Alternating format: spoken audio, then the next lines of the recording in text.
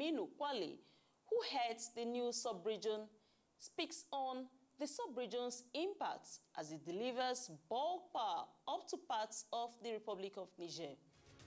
When was the sub-region created? Katsina sub-region was created as a work center in the year 2020, July 2020. Now it was upgraded to sub-region in the year 2021. Presently, we have 3 existing transmission stations. One, we have Katsina, where we have 2 by 60 MVA power transformer and 2 by 30 MVA power transformer. Second one, we have Kankia. We have 2 by 30 MVA power transformers.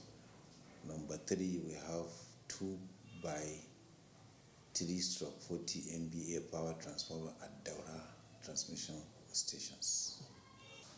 We are supplying Katsina and some part of Niger Republic, that is Turu Gazawa line. We are feeding Gazawa, Turu Katsina at 22 kV level. Of what impact is this new sub-region in the operations of TCN? We are trying to make sure, to ensure TCN is able to supply power to all our customers. Mostly our customers are discos and Niger Republic, as I said earlier. Therefore, the sub-region is trying to make and take no power interruption. That is what we are trying to do, to make sure everything is going as it is planned. What are the major projects TCN has executed in this region? We have executed a lot. As I'm talking to you now, we executed in Katsina. We have installed 33 kV circuit breaker feeding polyfeeder. In Daura, we installed 33 kV TR2 30/40 MVA secondary CB. We replaced the bond 33 kV isolator at Kazaura feeder in Daura.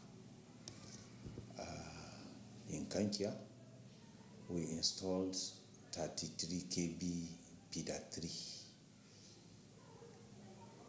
In Kankia, we installed 132 kV TR2 isolator. We installed 132 kV CBT red faced. We replaced it. We installed it. We installed 2 by 132 kV isolators in Kankia, Katsina 132 kV line.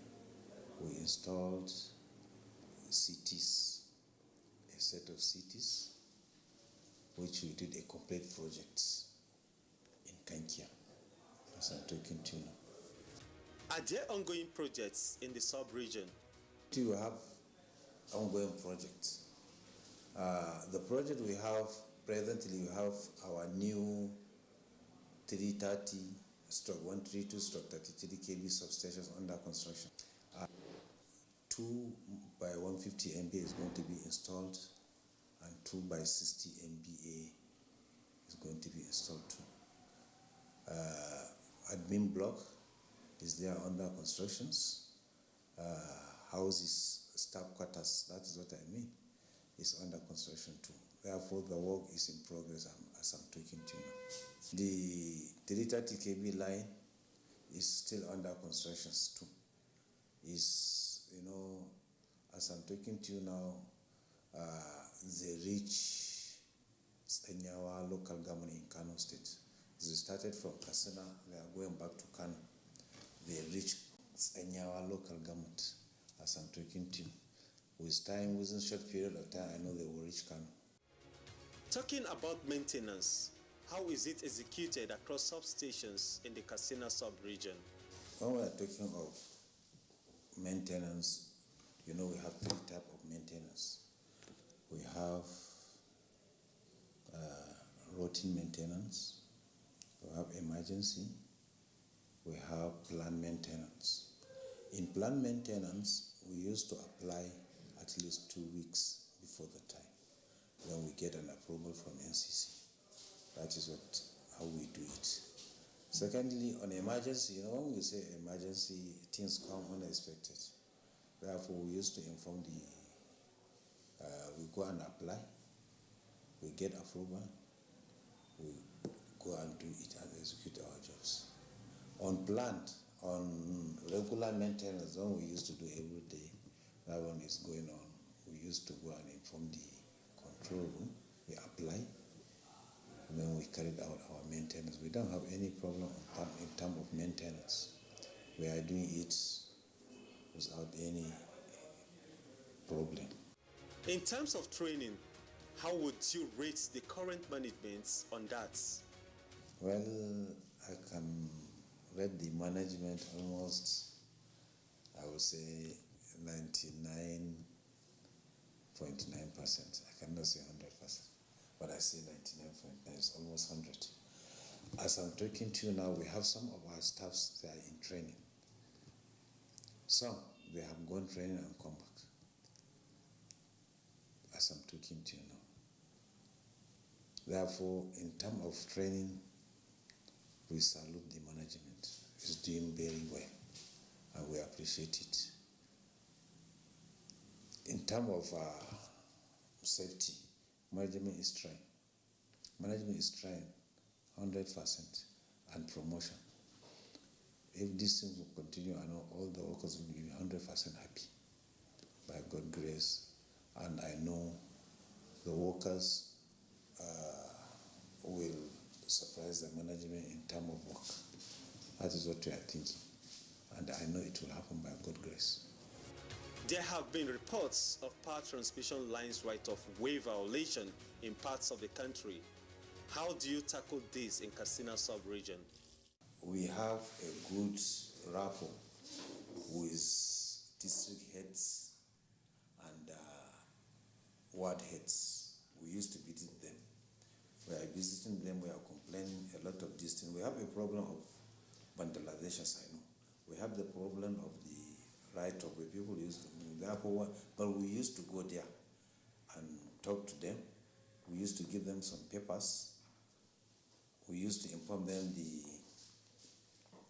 what they're supposed to do. Therefore, and we are getting 100% cooperation from these district heads of those places and ward heads. The problem is less. And with time, this type of things, it will take time before you finish. You cannot finish things in a day. But with all this, we have a good cooperation with even civil defense. They are cooperating with us. Therefore, we are succeeding in these things, and we will continue this. This is a continued job, which we have to continue doing it. By God's grace, I know we will overcome it in the near future.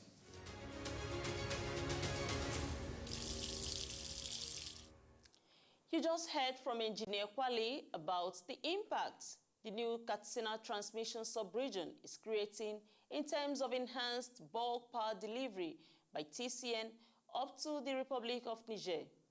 We told you we'll always bring you delightful information with the Power Circuit interview segment. Keep looking out for this. Again, here are the top stories we brought to you. Minister of Power assures Katsina State Elders Forum of timely completion of Katsina Wind Farm project. TCN management sensitizes workers across 10 regions on reviewed condition of service and career progression path. Official says upgrading 132-33 kilovolts Katsina substation, a great step by TCN management. And you heard from the Assistant General Manager Transmission, Engineer Mohammed Kwali, who spoke in an interview session about the impact of the new Katsina sub-region in enhancing bulk power delivery up to the Republic of Niger.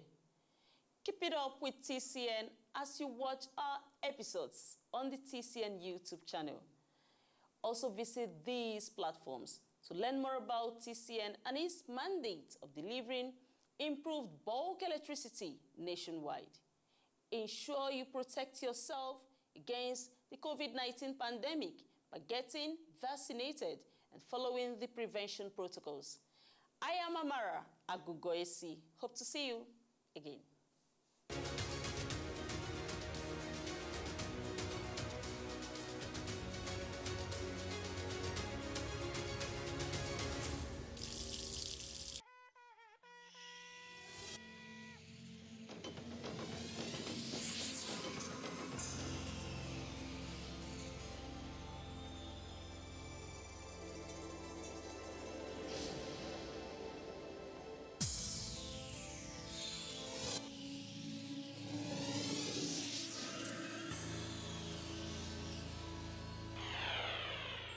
NTA, you can't beat the rich.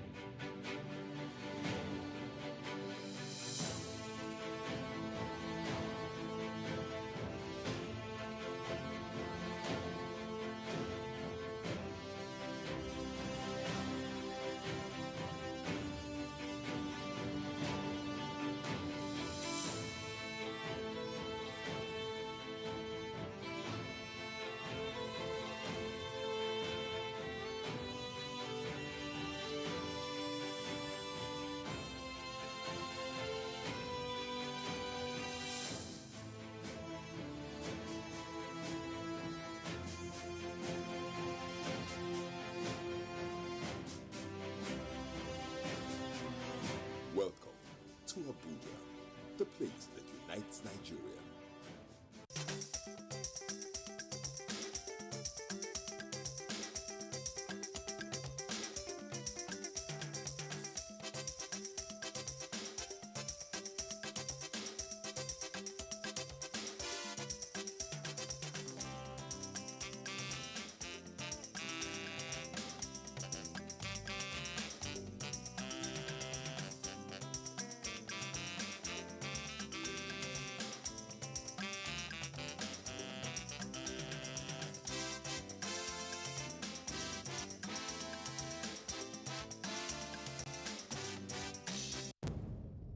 Information is power.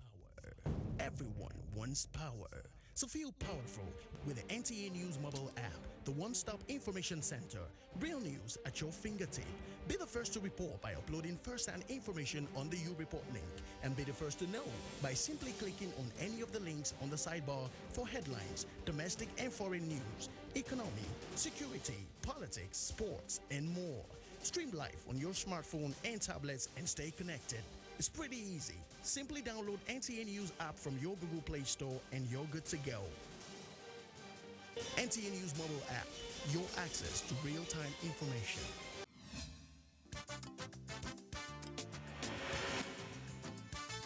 And there's the start and get.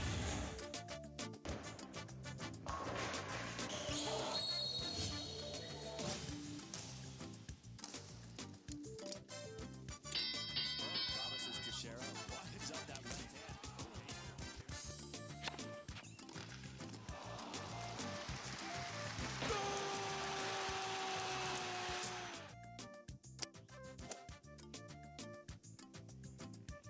Archbishop of basketball, goal! He hung on that net like a stalk up a tree. NTA Sports 24 brings you all sports, all time and all day. Tune in to watch NTA Sports 24 on Star Times Channel 270, StarSat on Channel 434 and Free TV on Channel 731. NTA Sports 24, where sports thrive. From dusk to dawn, 24 hours a day, NTA International is with you in your living room, office, everywhere and anywhere. We provide the company you desire in terms of balanced and up-to-date news, programs and the best of entertainment. Tune in to DSTV Channel 251, GoTV Channel 91, Freeview UK Channel 264, or you can download www.visiontv.co.uk.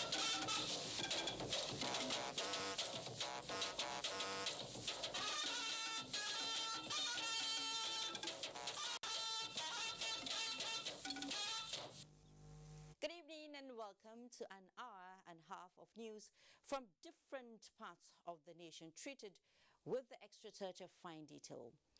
Omicron and the ominous implications of travel bans. Nigeria and South Africa call for reversal. No jab, no job directive. No luck as federal workers met locked gates. Vaccination card is the duty pass. Smiles more than a century after as British High Commissioner visits Oba of Benin on security and border control.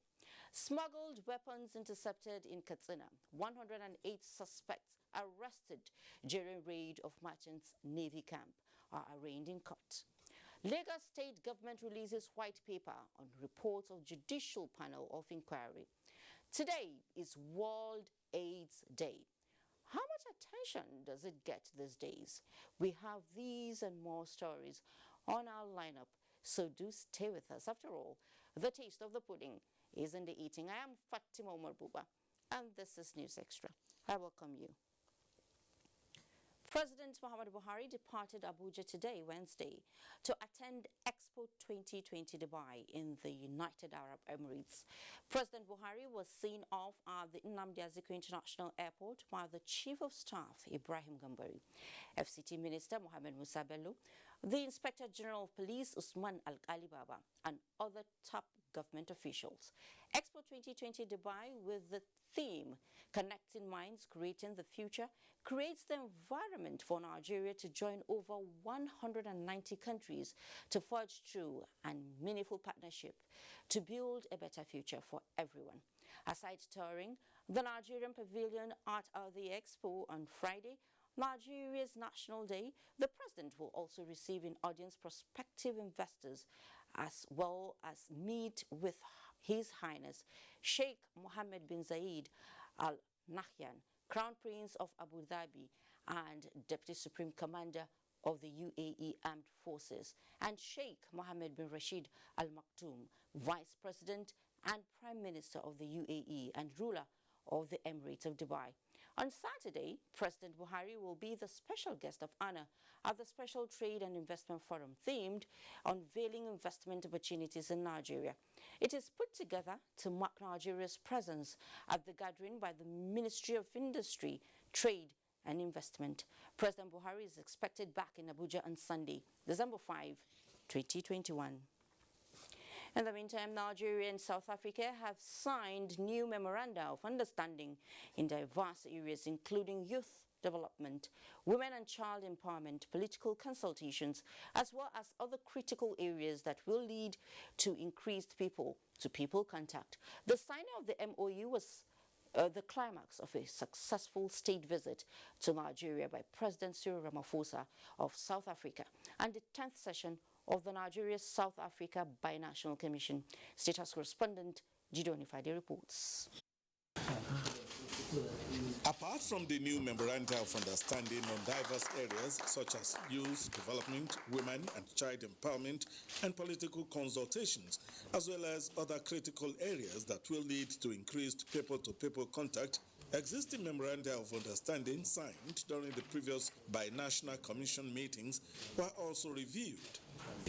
We also jointly launched the Nigeria-South Africa Youth Dialogue, another veritable tool for interaction among our youth with the aim of creating shared values and aspirations. Many of our youth from Nigeria and South Africa joined us virtually during the launch. I sincerely thank my brother, President Cyril Ramaphosa, for initiating this youth dialogue as continuous interaction between the youth of our two countries will further break down barriers and lead to better understanding among our people. Today's inauguration of the Joint Ministerial Advisory Council on Industry, Trade and Investment will enable the private sector of the two largest economies in Africa to further promote economic cooperation and development. We appreciate that we need to do much more to achieve further integration of our two economies and take full advantage of the African Continental Free Trade Agreement. These new agreements between our two countries broaden the scope of our cooperation on issues of common interest and mutual benefit, and we will continue to work together to ensure their implementation. And these include Memoranda of Understanding on Military Cooperation, power, cooperation in the field of geology, mining and mineral processing, oil and gas, and several others.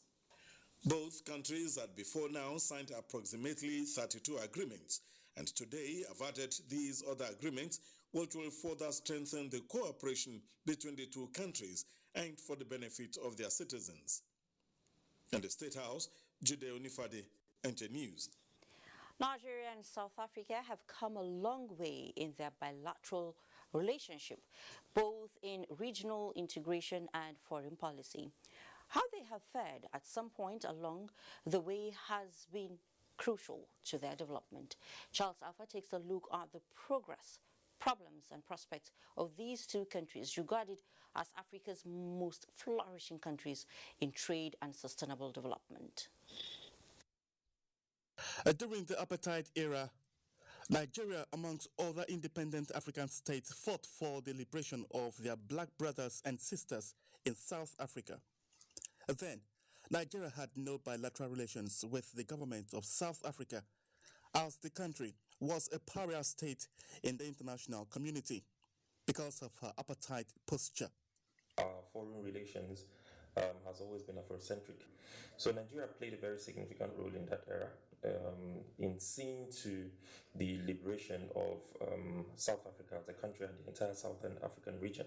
South Africa and Nigeria have had encouraging bilateral economic relations. Gradually, they made steady progress, and today they are regarded as Africa's emerging giants.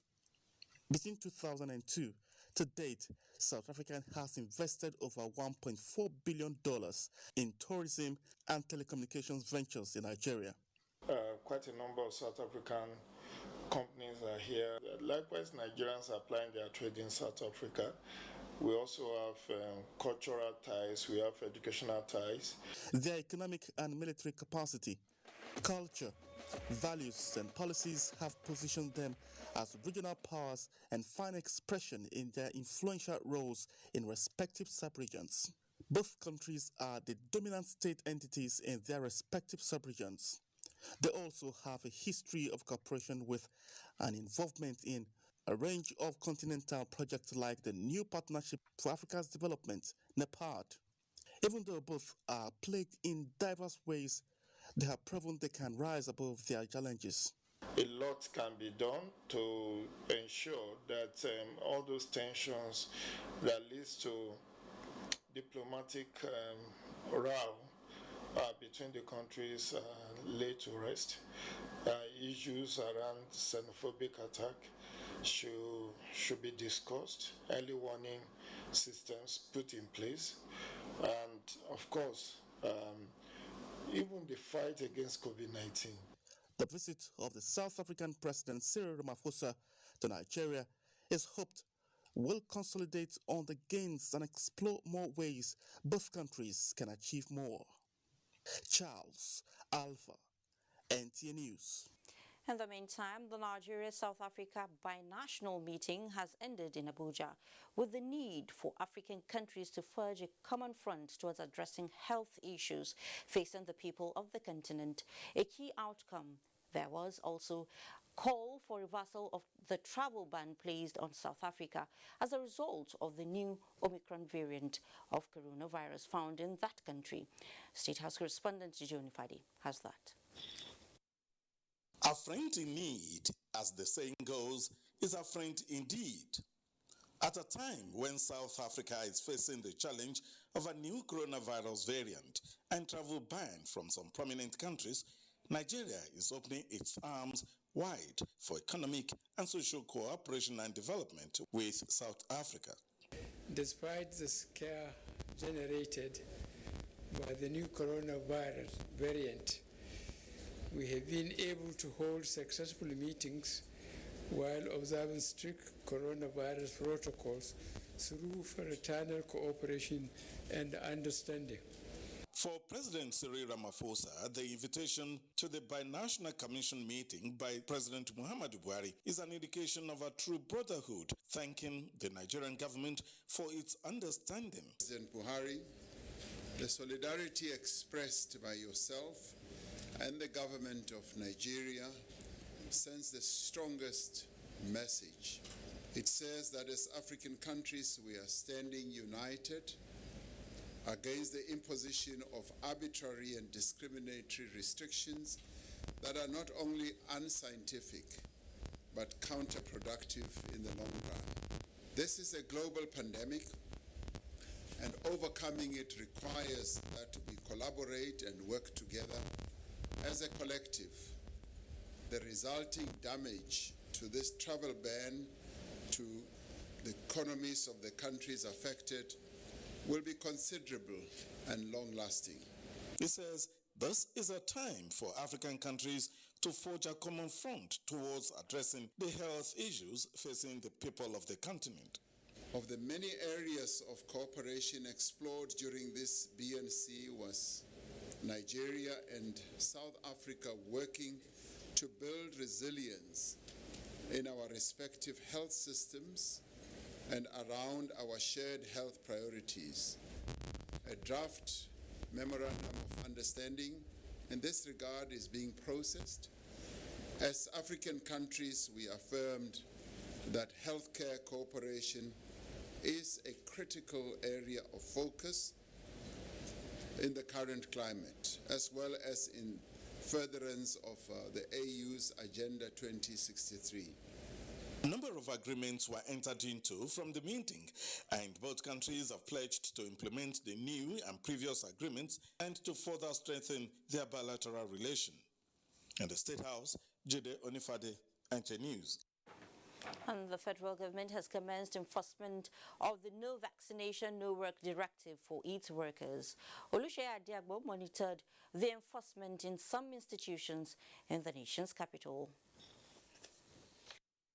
It is more than a month that the federal government announced that all civil servants in Nigeria will show proof of COVID-19 vaccination or present a negative PCR test result not more than 72 hours to gain access to their various offices. The directive is being enforced at some federal government parastatals. At the headquarters of the Nigerian Television Authority, the enforcement was evident as security personnel ensured compliance from staff. The DGNT has instructed that the directive should be implemented, fully, and that has been done. It's a must. Compliance has been very impressive. Yeah. We apologize for the brief blank in that report. We'll sure bring it back for you much later. Let's move on. Tackling inequalities is a global promise made by world leaders at the June 2021 UN General Assembly in New York. The Global AIDS Strategy 2021-2026, experts say, have revealed the reasons the world missed the 90-90-90 targets. Basi Ita Ikbang in this report takes a look at this global commitment 1 year after and the road to ending HIV in 2030 as the world marks another World AIDS Day. Fulfilling the promise to tackle inequalities, research has shown will advance the human rights of key population and people living with HIV. It will also make the society to prepare to beat COVID-19 and other pandemics and support economic recovery and stability. The federal government has consistently increased domestic resourcing of AIDS response by making available resources annually to place additional 50,000 clients on life-saving medicines. As a one-time chairman of the board of NACA, my experience and my closeness to the grassroots reinforces the importance of political leadership built on teamwork to help end the AIDS pandemic. In a message to mark the 2021 World AIDS Day, WHO Director General regrets that 40 years after, the world has not been able to end HIV and AIDS. WHO calls on governments and citizens to use every tool in the toolbox to narrow inequalities, prevent HIV infections, save lives, and end the AIDS epidemic. NACA's report shows Nigeria, over the years, has recorded significant progress in the fight against HIV. We have about 1.6 million people on treatment. It's a remarkable achievement. But the question is, where are the remaining ones? Where are we lacking? Where do we need to improve? The answer to this is that our PMTCT program is still an issue. Other speakers advocate urgent and transformative action to end social, economic, racial and gender inequalities, restrictive and discriminatory laws, policies and stigma. The theme of this year's celebration is End Inequality, End AIDS through sustainable financing. Basi Taikbang, NTA. Thank you so much, Basi. And to talk more on World AIDS Day, we have the Director General, National Agency for the Control of AIDS, Dr. Gambo Aliyu. You're welcome to News Extra. Thank you. It's always good to have you. Right. Well, today is a special day, and it is the commemoration of another World AIDS Day. So what would you describe as the high and low side of Nigeria in our national response against HIV and AIDS? The high side is that we are marching forward. We are moving on a fast lane track to controlling the epidemic. You cannot control HIV epidemic without identifying people living with HIV and keeping HIV within them so that it doesn't go out to affect other people. That said, there are communities or population that we've struggled over the last couple of years to bring them on board, but we haven't gotten the success we wanted. And this is because this is what we're referring to, the inequality when we talk about inequality, especially mothers. Mother-to-child transmission has been one of a thorny issue in our place because we don't have access to pregnant mothers as we would want to have. Let me say 50% of pregnant mothers don't come to centers, antenatal clinic, to access antenatal services, and that's where we get them. So what we're doing this time around is moving closer to the community and meeting them wherever we can get them to make sure that they have access to HIV services. Yeah. Yeah, it's okay. You've talked about the highs. Now, how has COVID-19 now impacted on HIV/AIDS, especially in terms of testing and accessing treatment? Are there lessons to be learned from that? Yeah, there are lessons to be learned. HIV and COVID-19 response have helped each other. At the beginning of COVID-19 response, we surrendered our laboratories, our community health workers, our human resources for health and hospitals, and in some cases even our treatment centers to be converted as isolation areas. So that time we witnessed kind of a reduction in the number of people who identify on monthly basis and placed on treatment. But immediately after that, we had a rebound, and that rebound has been very large in terms of the number of people we are able to identify. And now we have an expansion of this laboratory infrastructure from 25, 27 when we started to now over 100 because of COVID-19. Yeah. Oh, okay, which is a very good one, I must say. Yes. Right? Okay, so what's the theme of this year?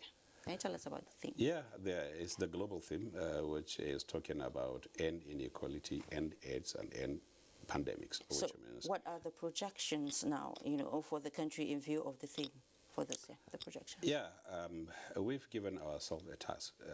In the next 12 to 18 months, we'll make sure the population that are not having access or have been marginalized in terms of having access to our services have their ways to get this access to services, to identify the laggards, the remaining 200 to 300,000 that we are yet to identify. Once we identify those, we'll be able to effectively put HIV in one place, and now the remaining challenge is how do we sustain that tempo going forward, because HIV has no cure. If you identify people living with HIV, all of them or near all of them, the task before you now is how do you continue giving them medication for the rest of their life. Okay, so now as the DG NACA, NACA has something really special, and if NACA does, then what is NACA going to do differently, towards the attainment of universal access in all ramifications? NACA has been working with development partners. We have people that support us. We have the United States government, we have the Global Fund, we have the United Nations by UNAIDS, and we have volunteers all over the place. And remember, NACA's leadership of the response is coordination. The response itself is multi-sectoral. Okay. There are different ministries that are involved. There are different departments that are involved. So all our efforts are adding. Okay. And these efforts that are adding is what we want to make sure in the next 1 year, 1.5 years, is reinvigorated to have expanded access to marginalized population and make sure that the balance of 200 to 300 people that we are now searching and looking at the community, we're able to get them. Okay, thank you so much. I will wish you all the best. Then that was the DG NACA. He's the Director General, National Agency for the Control of HIV and AIDS, Dr. Gambo Aliyu. Moving on, the National Assembly commitment towards upgrading Nigeria's national health insurance scheme to a more inclusive health system is a stone throw away from reality. The passage of the National Health Insurance Scheme Act Repeal and Reenactment Bill 2021 by the Senate captures its essence. National Assembly correspondent Ignatius Nkwo reports. The day's plenary was strictly on order paper business. First item for consideration was the recommittal of some clauses of the National Health Insurance Scheme Act, Repeal and Reenactment Bill 2021. The bill was initially passed and transmitted for presidential assent on the 23rd of April 2021. But the President made some critical observations which have been corrected by the legislators. Some fundamental issues will require fresh legislative action. The authority shall implement the Basic Healthcare Provision Fund as set out in the guideline developed in that regard. That fund, in terms of its implementation, it will be in line with the Act as well as any guideline that is developed in that regard.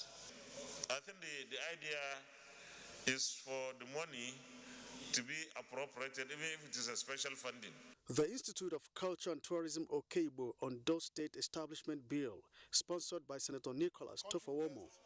The Teaching Hospital for the Federal University of Dosenma Establishment Bill by Senator Ahmed Baba Kaita, and the Federal Orthopedic Hospital Obokun Osun State Establishment Bill, sponsored by Senator Francis Fadahunsi, passed second reading. The diversity of our culture and cultural heritage in Nigeria holds great potentials for tourism development. Adding values to our own cultural identity. Expand existing medical facilities and generally improve on healthcare services delivery across 3 levels of public healthcare delivery. Senate urged the presidency to take over the Nigerian Navy flagship NNS Aradu as presidential asset and resuscitate it for national unity as moved by Senator George Thompson Sekibo. Urge the Senate to convoke a roundtable of all stakeholders with a view to fashioning out a funding regime to facilitate the refitting and refurbishing of NNS Aradu to carry out its onerous role in servicing Nigerian marital domain. Similar category, purchased by other countries in other countries are still serving, are still working, still worthy. The National Hydrographic Agency and the Nigerian Maritime Security Trust Fund establishment bills were among the bills that received concurrence in the Senate. From the National Assembly, Ignatius Nkwo, NTA News. President Muhammadu Buhari has expressed his anguish over the tragic boat accident in Bagwe local government area of Kano State, in which more than 20 deaths were reported. In a message to the government and people of Kano State to sympathize with them over the tragic incident, the president assured the state government of the support of all federal agencies in the state as rescue operations continues, as efforts are being made to rescue the passengers still unaccounted for. The president joined fellow citizens in praying for the repose of the souls of the departed and for safety and well-being of all the others. And we'll take our first break now. When we return, House of Representatives investigates 2.6 trillion naira owed federal government as National Summit throws up questions on unity of purpose in Nigeria's quest for harmony, cohesion, and inclusion.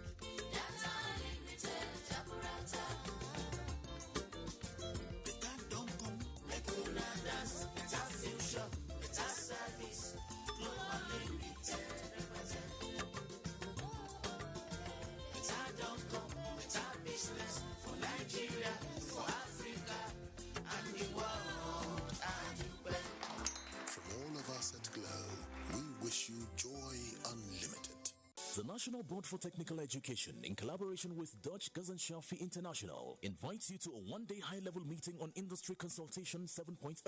The consultative meeting, with the theme Skills for Economic Prosperity, is designed to create awareness on skills training, Nigeria's skills framework, and the need for involvement of industries in development, delivery, and quality assurance of the skills ecosystems. The Executive Secretary, National Board for Technical Education, Professor Idris Mbugaji, will present a paper on overview of Nigeria's skills ecosystem.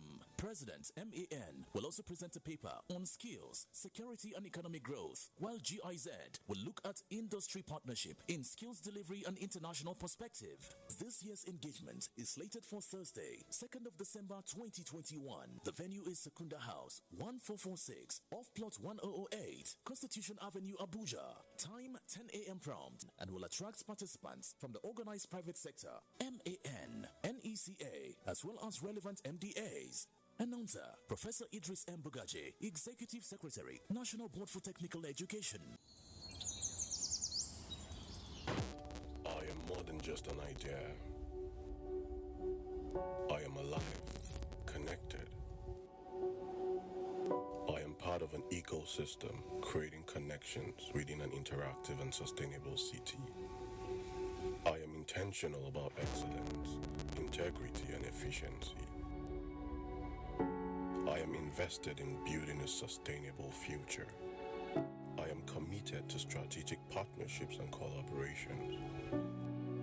I can be tough, and I can be tender. I take pride in delivering high standards. While there may be others, I am in a league of my own. I am more than just an idea. I am Bilal. Who are you?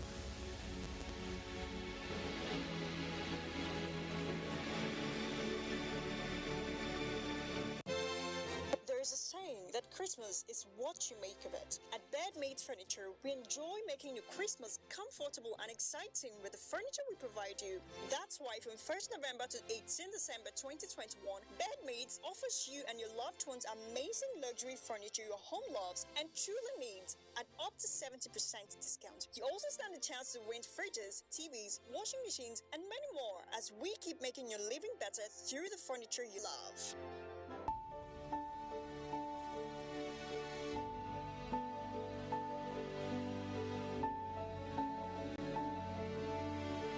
Gender-based violence is a gross violation of women and girls' fundamental human rights. 1 in 5 girls are survivors of female genital mutilation.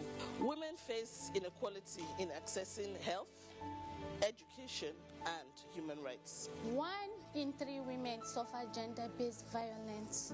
It is important to provide vital information on gender-based violence.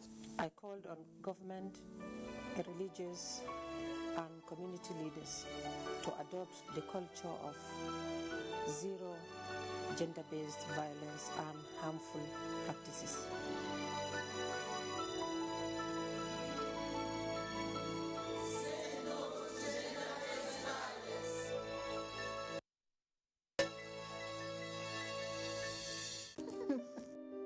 This is beautiful.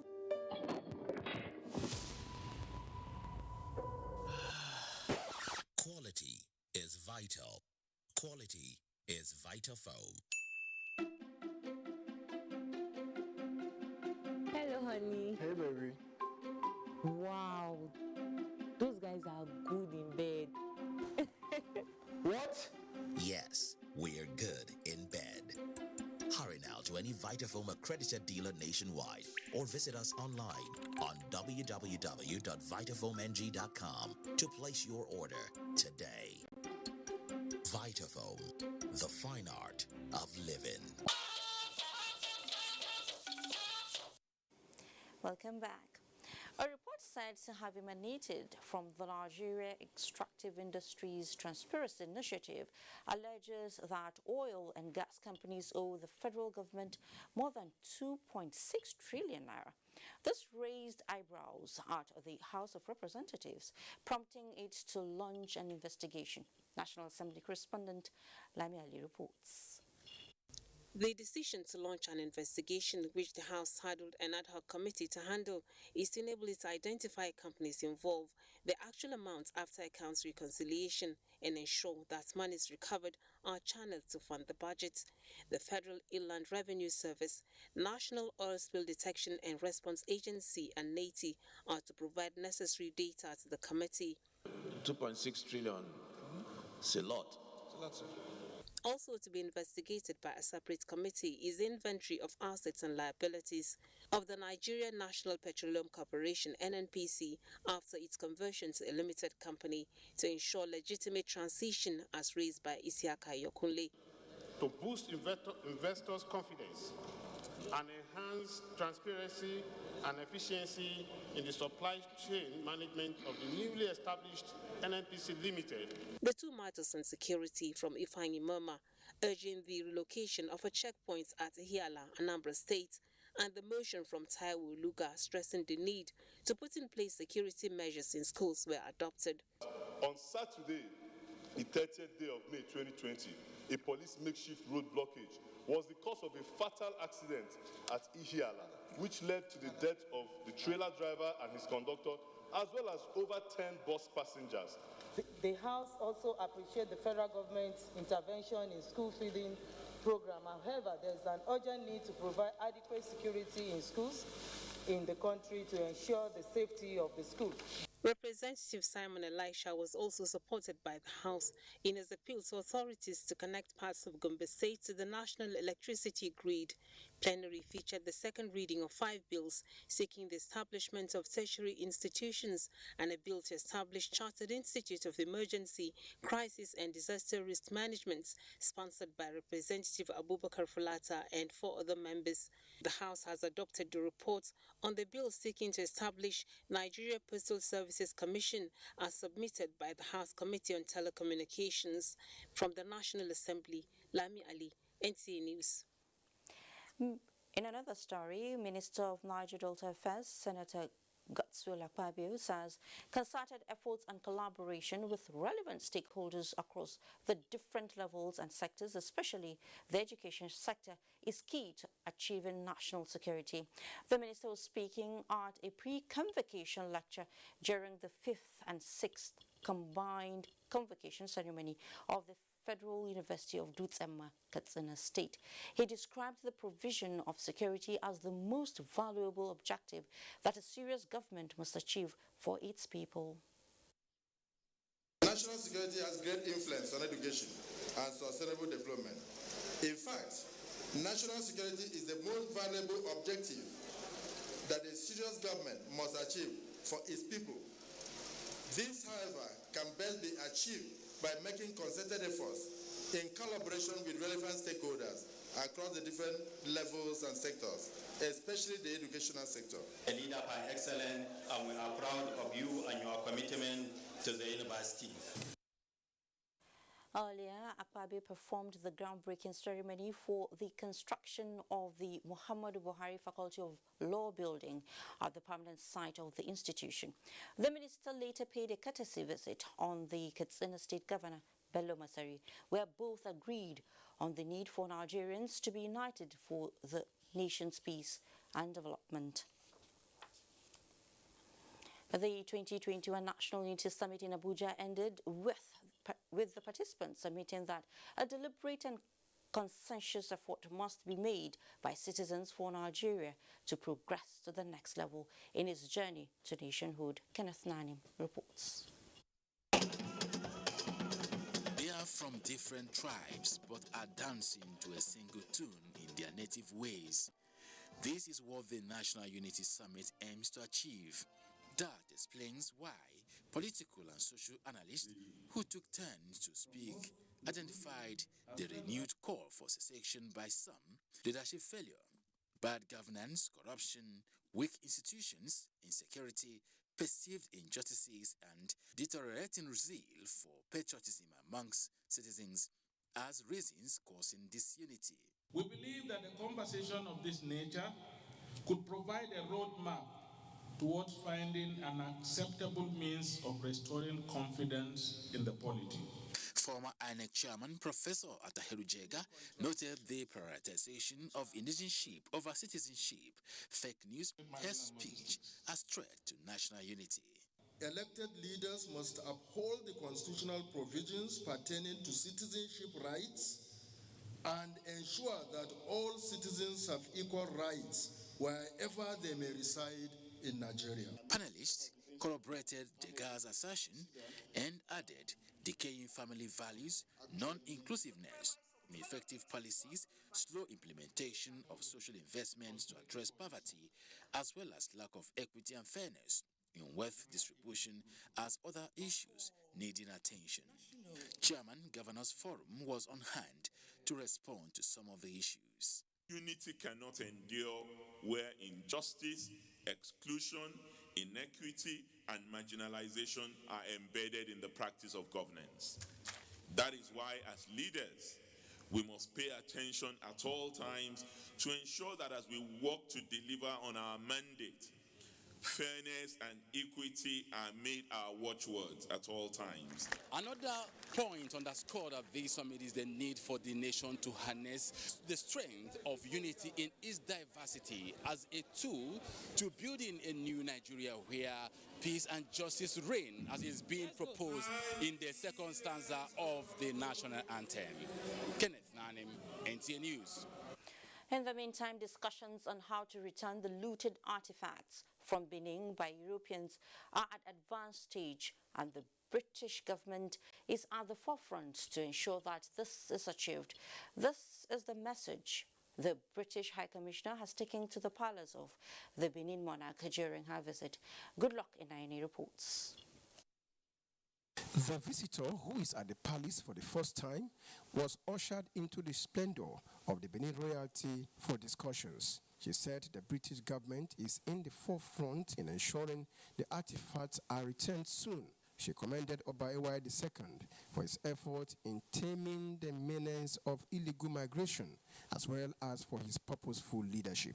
The role we can play is just to encourage and facilitate constructive conversations to enable the dialogue to happen, and I think that dialogue is now well underway, I think, and we're moving in a direction that I think will, I hope, benefit both sides. And so I'm encouraged to see the leadership both from the Governor and from the Oba on this important issue. Oba Ewaye II, who described the visit as historic, expressed his belief in the sincerity of the British authority in returning the artifacts and urged Britain to prevail on other countries in custody of the items to do same.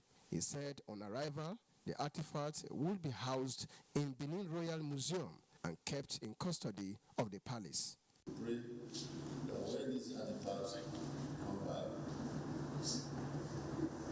come back, they are brought back to the original place of our work, which is the practice of the Upper Benin. However, this may be under the aegis of the Benin Royal Museum, which we have already registered, collaborating with the NCMM, National Commission for Museum and Monuments, and working very closely together. They even designed the museum already for the palace. He solicits the support of the international community in curbing illegal migration by building cottage industries and skills acquisition centers. In Benin, Goodluck Inaini, NTA News.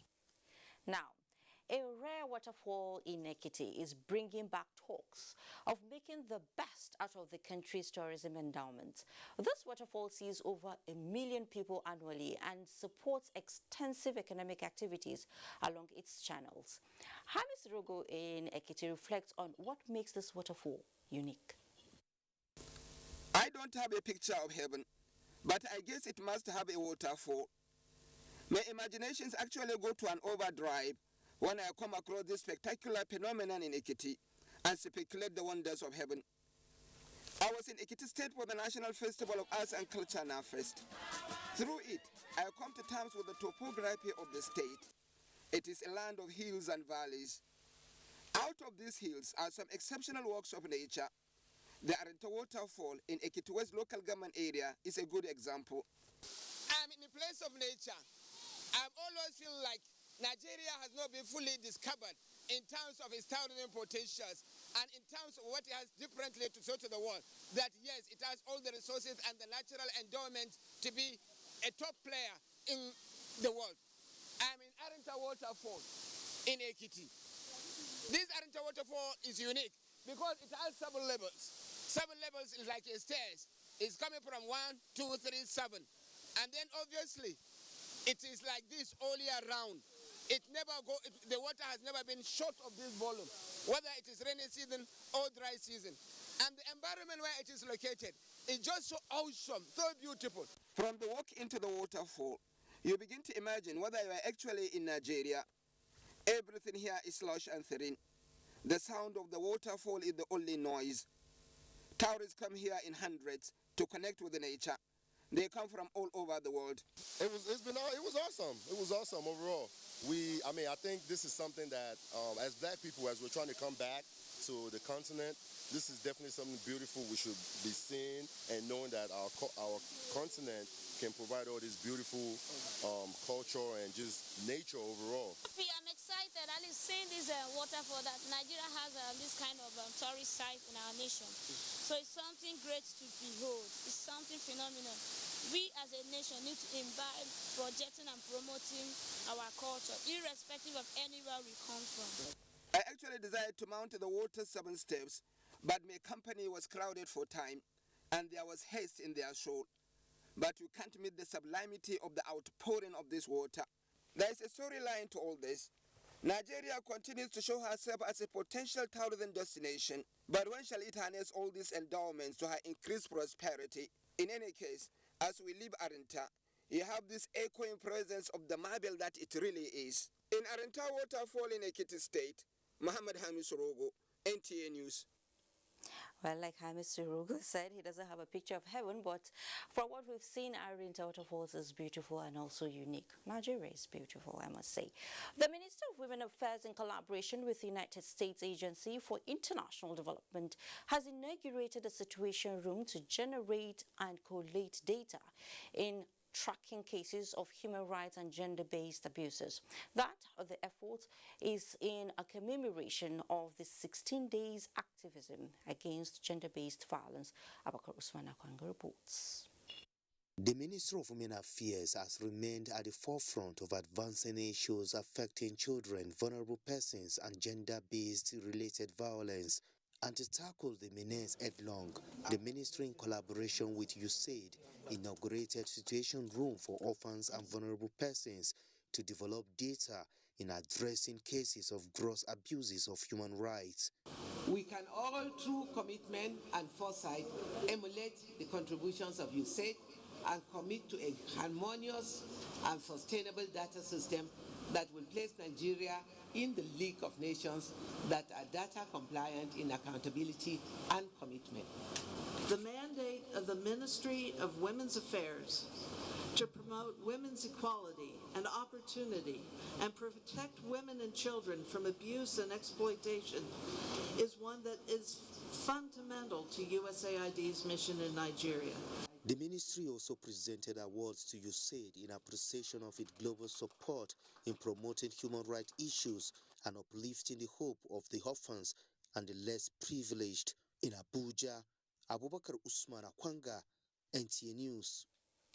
Since children are not spared from gender violence, harmful practices and abuses, then it's important to recruit them in coloring the world orange by standing up against all forms of violence and demand justice. This is what the Ministry of Women Affairs is advocating as 16 days of activism continues. And Momsude Mendati has the report. With this counting into the 16 days of global campaign against gender-based violence, mobilization and sensitization is getting tougher, capturing the attention of all from tender ages to adulthood.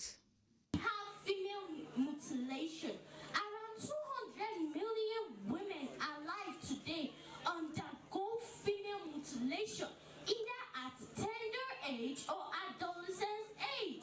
The Ministry of Women Affairs is considering possible ways of tackling one of the major barriers to the development, growth, and survival of children, which leaves them socially, emotionally, and psychologically destabilized. Hence, this interface with children from different schools in Abuja. To end violence against women and girls are very urgent. The team focuses on stopping gender-based violence with grieving survivors, adopting comprehensive strategies to address the root causes, change harmful practices and social norms, and empower our women and our girls. The ministry further gave out lines to be contacted in case of violence or abuse. In Abuja, Momso Damien Ati, NTA News. Do you remember those days in primary school when teaching and learning were done on a mini blackboard called slate? Well, my question may only have answers from those who schooled in those days like me. In ensuring that the Nigerian child is not left behind in this digital age, the NTA Star TV network StarTimes is distributing LCD mini writing pads to children as Nigeria joins the world to celebrate Universal Children's Day. Adebola Brixlin Sunday reports. Established in 1954 as Universal Children's Day, the United Nations set aside the day to promote international togetherness, awareness among children worldwide, and improving children's welfare. With focus on a better future for every child in this year's celebration, StarTimes visited some schools in the Federal Capital Territory where the digital writing pads were distributed to pupils. For the children, it is a gift that will help them learn faster and better. I'll be using it to write and draw. I love you, StarTime. Thank you. This alone will help the children in digital life. It will keep them busy drawing. It draws more of their attention staying at home to write rather than running up and down. Those of them that are not subscribing this StarTime should tell their parents to do so. They have very good channels like the Ginjam.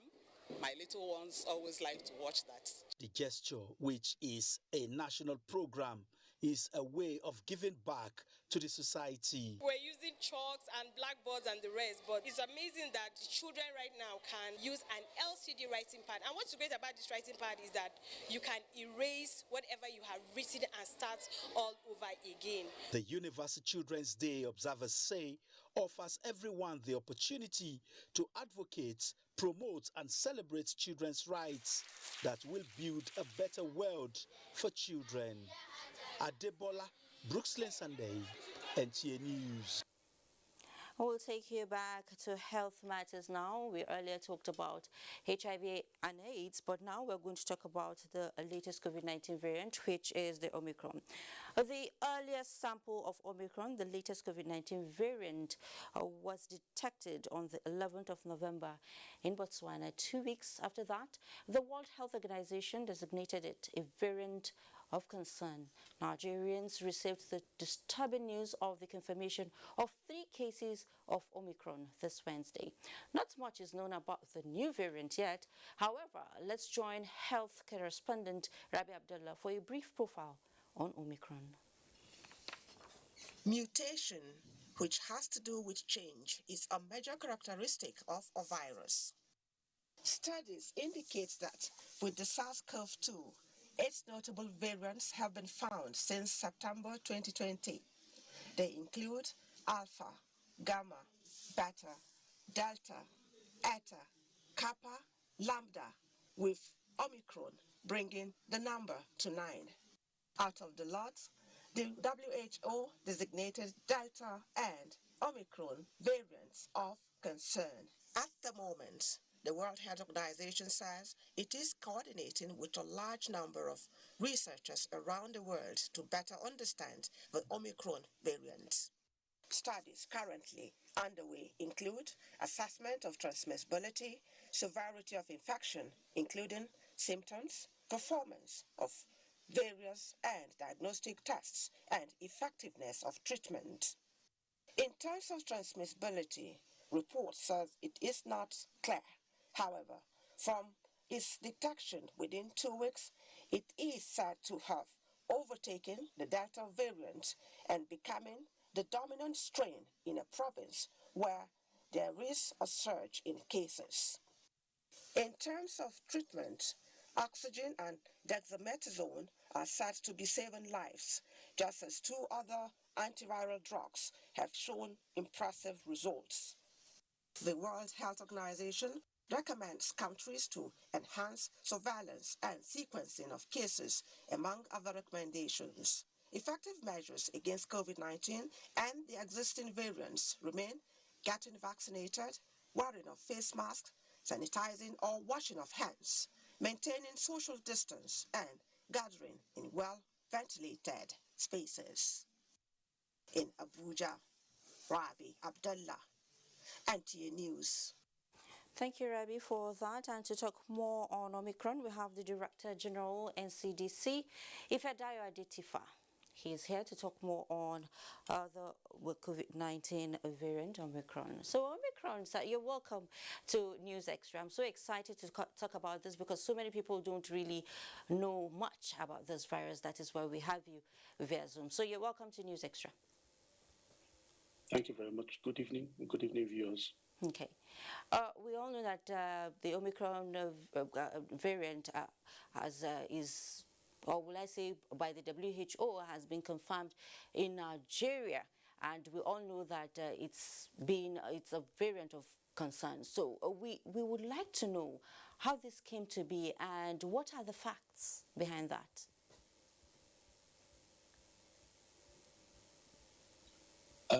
Well, thank you very much. Well, variants occur because viruses, as they multiply, in a bid to ensure their survival, make errors in their genetic code. And sometimes these errors get carried on as they infect others, as they continue to reproduce, if it confers on them advantages of survival, or what we call fitness.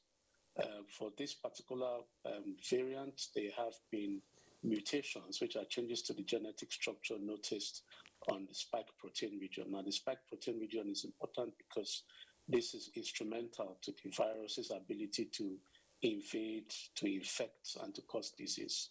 So given the number of mutations that have been observed, there are theoretical risks at the moment that these mutations may confer on this virus or this virus strain the ability to cause more infections, that's increased transmissibility. They may confer on the virus the ability to cause more severe disease.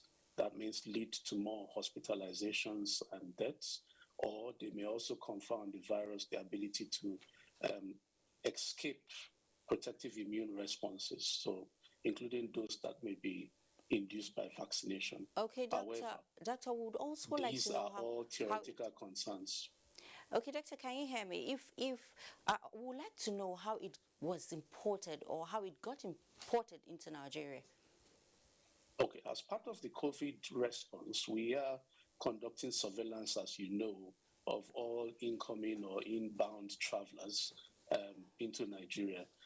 We do not only just require a negative PCR test before people depart from their countries of origin, we also require that people have a repeat test here on day 2 or on day, and in addition on day 7 if they are unvaccinated. Mm-hmm. Now, along with that process, anybody who tests positive, we collect those samples and we conduct what we call sequencing. Sequencing is a study of the genetic structure of this virus or indeed any pathogen of interest. Now, this ongoing process in travelers that have arrived in Nigeria in October and November is what has thrown up these 3 cases of COVID positive travelers returning to the country with this Omicron variant. Okay. You talked about the implications and you talked about the virus. Now, what would be your last word to Nigerians watching you right now? Well, variants emerge when there is unrestrained transmission of COVID or SARS-CoV-2 virus in the population. The only way we can prevent the emergence of variants or indeed the widespread transmission of these variants is to make use of every opportunity that has been provided to get vaccinated. Vaccines reduce transmission. Vaccines protect us against severe disease. Vaccines protect us against death should we fall ill. In addition to vaccines, we encourage Nigerians to please adhere to well-known and tested measures, public health safety measures that also prevent transmission, such as mask use, avoiding crowding, especially in indoor spaces, hand hygiene, and physical distancing. Okay.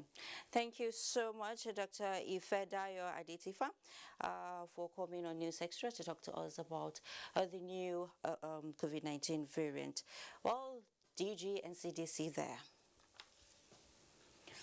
Moving on, Nigeria has warned that vaccines inequality will jeopardize efforts of developing countries in containing the COVID-19 pandemic and make such countries a fertile ground for continued spread of the virus. Information and Culture Minister Lai Mohammed gave the warning at the ongoing UNWTO General Assembly in Madrid, Spain.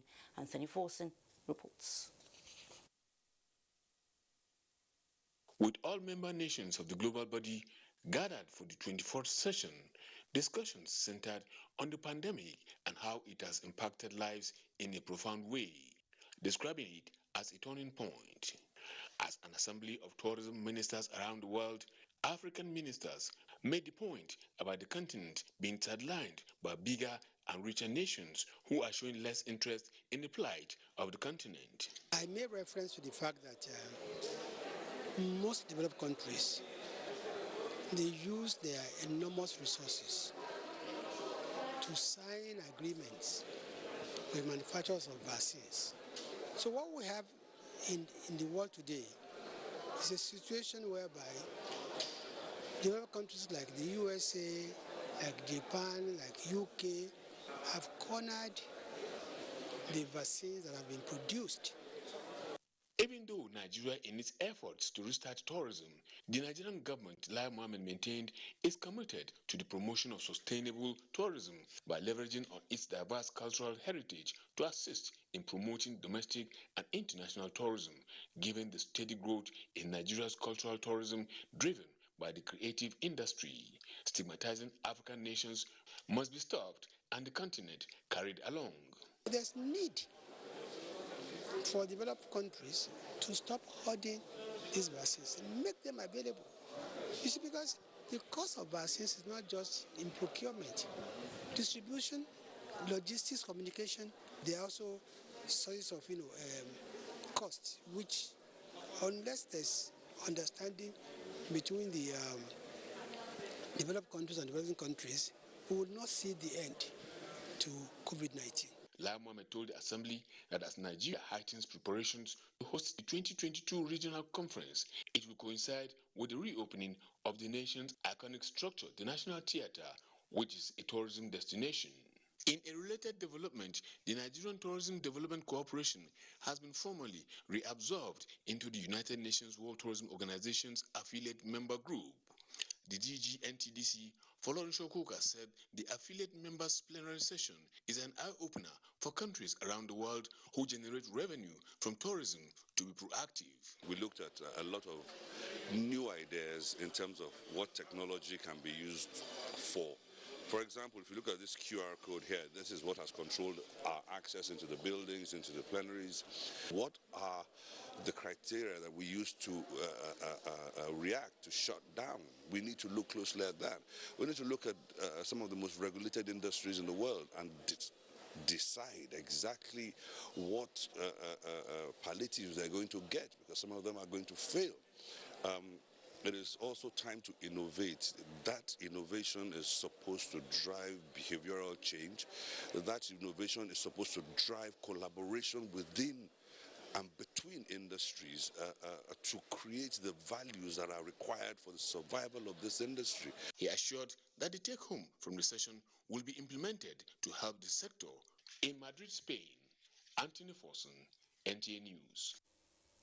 Thank you, Anthony. We earlier promised you to bring you back the report by Oluseyi Adiagbo on the federal government's enforcement of the no vaccination, no work directive for workers. So we have the report now. It's ready. It is more than a month that the federal government announced that all civil servants in Nigeria will show proof of COVID-19 vaccination or present a negative PCR test result not more than 72 hours to gain access to their various offices. The directive is being enforced at some federal government parastatals. At the headquarters of the Nigerian Television Authority, the enforcement was evident as security personnel ensured compliance from staff. The DGNT has instructed that the directive should be implemented, fully, and that has been done. It's a must.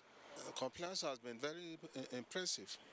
Yes. The good thing is that most of our employees also have gotten vaccinated. The directive was strictly enforced at the office of the Secretary to the Government of the Federation. Total construct was the case as the Federal Secretariat Abuja, as movement in and out the complex was without check.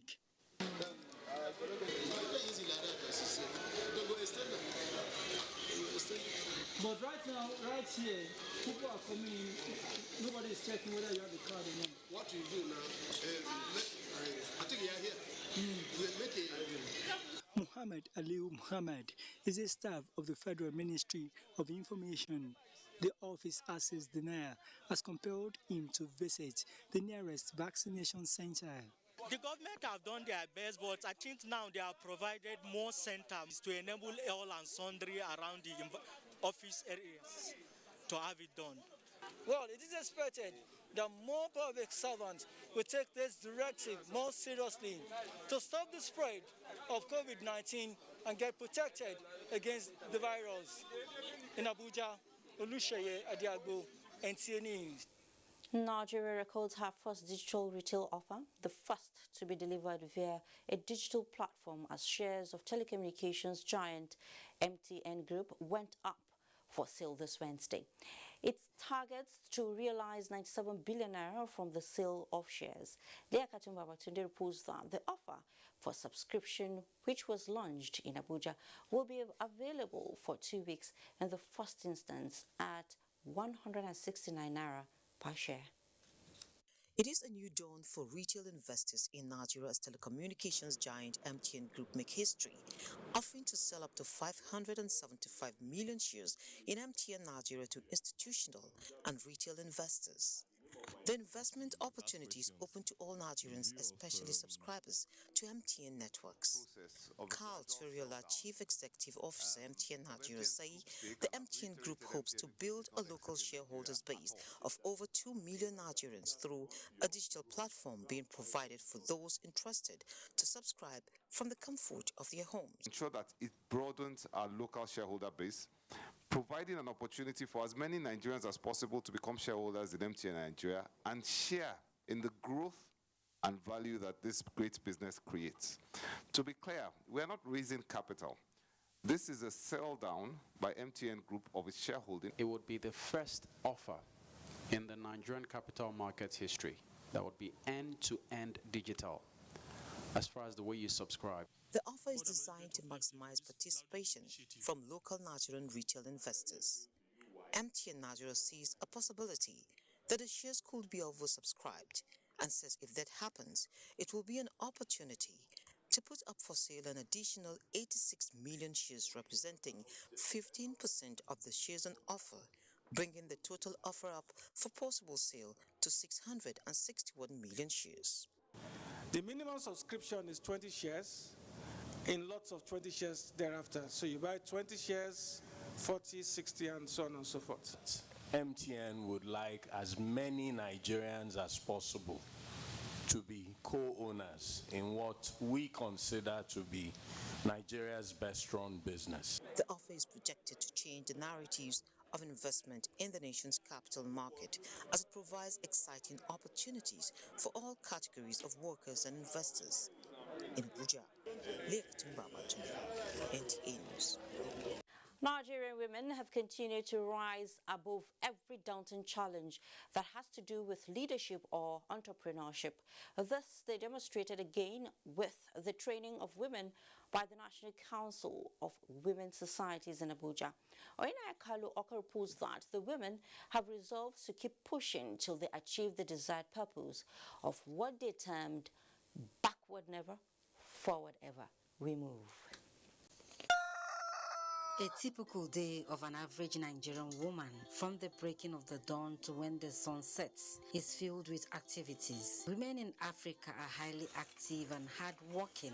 However, in the midst of these activities, at home, business, or politics, survey has pointed out a missing link that would have taken the women to greater heights. Lack of adequate training is the challenge. To fill in this gap, the National Council of Women's Societies, NCWS, is training about 100 women across the country on leadership, ethics, and protocol. Move from region to region to educate women, to encourage them, to help them get to that point where they can become contractors. When you put people together, the first thing that comes to mind is that what is their passion? No business will succeed without passion. A lot of them put into place banking products in terms of loans and so on that you don't need collateral for as a woman. The problem we have is about the standards of things that we produce in Nigeria, and we've not been able to break the barrier to be able to export, particularly the products that women make. The training is in partnership with the Citizenship Training and Learning Center and the Partnership for Advancing Women in Economics Development. If women concentrate and sit when there are meetings, they will get what they need to get. If we are saying that the women should change the narrative, take what rightfully belongs to them, then we really need to groom them for the task ahead. Teaching them about etiquette, how to be punctual, these are the minor things that we ignore but these are actually things that build a very good society or economy at large. For the women, the training, they say, will support their individual growth and elevate their leadership capabilities. In the past, before this training, we felt there was no hope. Maybe it was just out of the little savings that we do. But now it gives me hope to know that, yes, the women have a place in the society. The women have a hope to empower herself. With the training, the women are asking for more investment by the federal and state governments to ensure they have access to financing and economic opportunities to move the continent and humanity forward. Oyina Kal Oka, NTA News. And we head to Borno State now, where the Borno State Governor, Professor Babagana Umar Zulum, has presented the 2022 appropriation bill of over 267.9 billion naira for both capital and recurrent expenditure. Mohamed Goni reports that the 2022 appropriation bill, tagged Budget of Hope for Post-Conflict Stability, is 23.8% higher than that of 2021.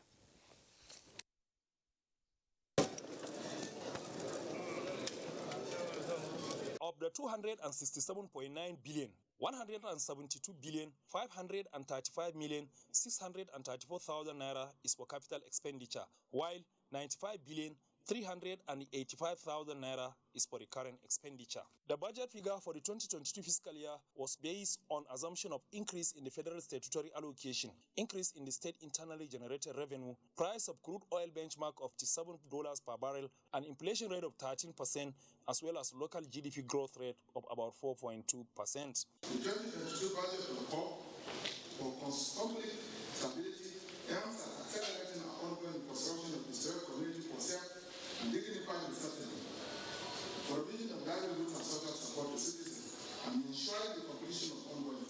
Sectoral allocation shows that education sector get the highest allocation of 38 billion 69 million 887,000, comprising 11.6 billion naira for Ministry of Education, 13.9 billion naira for higher education, as well as 18.5 billion naira for state universal basic education, as well as 4.6 billion naira for teaching service board. It was closely followed by the Ministry of Health and Human Services with 24 billion 274 million 696,000 naira, while the Ministry for Reconstruction, Rehabilitation and Resettlement got 23 billion 801 million 535,000 naira for both capital and recurrent expenditure. The year 2019, 2020, and 2021 are more focused on ensuring security of the lives and properties of the people.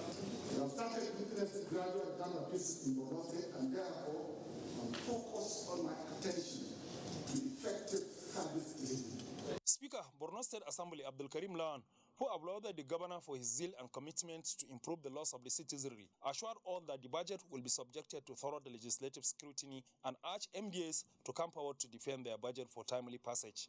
In Maiduguri, Mohamed Goni, NTA News. In another development, students from secondary schools across Abuja are being co-opted into the fight against gender-based violence as 16 days of activism continues. Catching them young is another strategy deployed by the National Center for Women Development to end the menace. Momsode Mendati reports. Government Secondary School Wuse comes alive with other students from various schools across the FCT. The need to sensitize children and teenagers, both boys and girls, increase awareness and knowledge gathering with the aim of curbing gender-based violence necessitated the gathering. We don't want our men or our society to take the issue of tradition to put the woman behind. Allow the women to exhibit their potentials. We cannot be talking about this thing, talking about policy. Let us take it around all the schools. Let's move around all the nation so that they will hear to themselves what is gender-based violence, how does it occur, the way they're supposed to dress, the way they need to address. For the National Center for Women Development, this season every year counts in increasing public awareness and taking proactive steps at curbing sexual gender-based violence. And this is trying to inform us on how we can stop it and how we can make the world a better place. That's why we call it Paint the World Orange. We're going to paint the world orange by informing others. After this program, me personally, I will go home. This program has helped in enlightening so many people about the negative effects of gender-based violence, both emotionally, mentally, and physically. You should treat ladies with respect. Some people like me get more confidence to stand up for what they deserve. They are right. For the Center for Women Development, this season every year counts in increasing public awareness and taking proactive steps in curbing gender-based violence.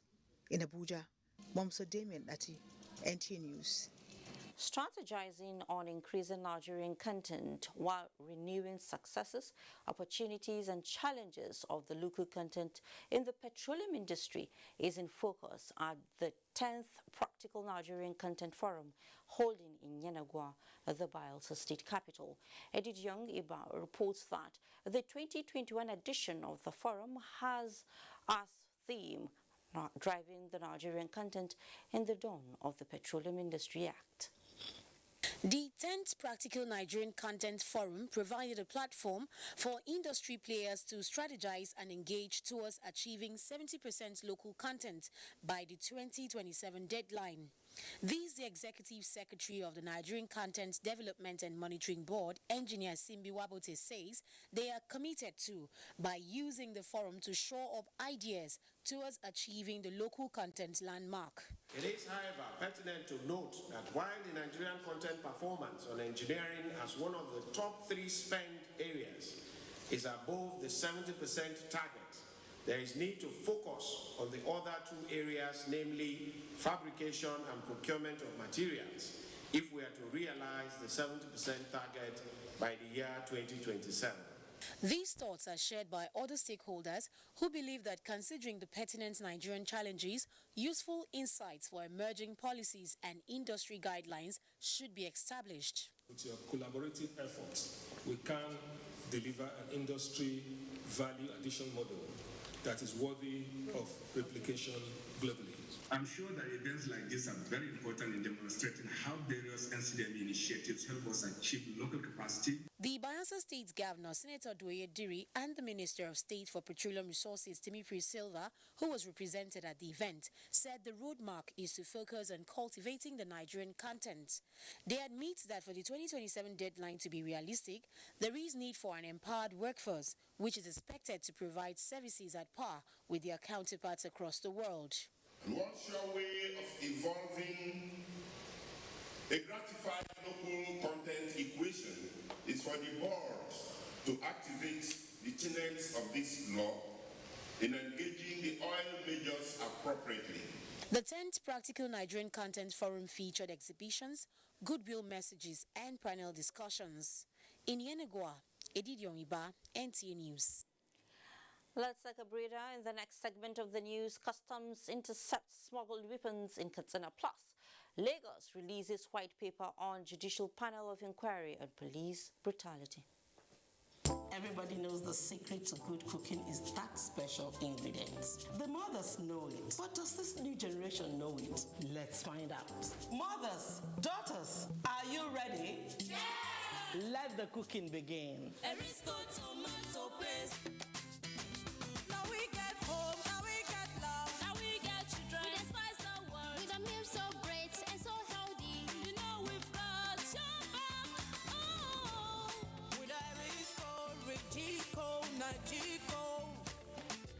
Ladies and gentlemen, food is ready. Food of love.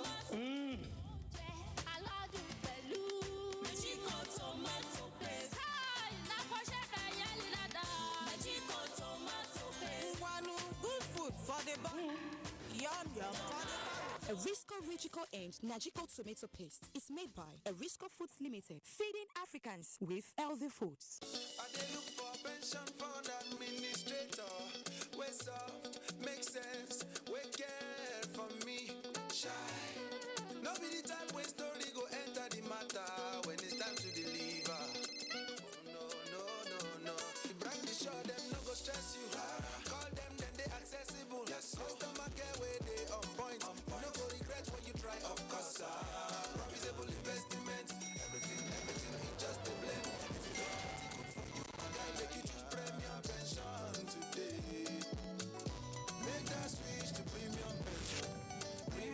shorty. Make that switch to premium pension.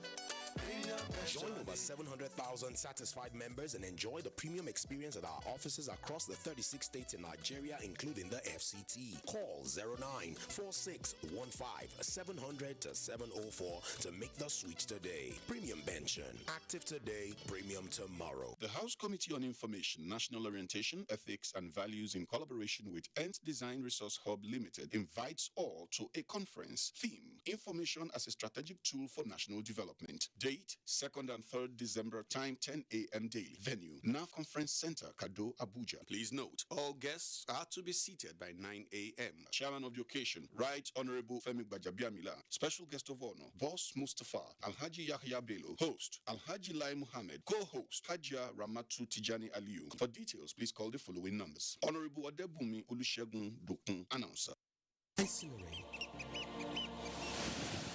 There is no doubt about it. Trees and other plants are so admirable, and they produce productive farmlands and water.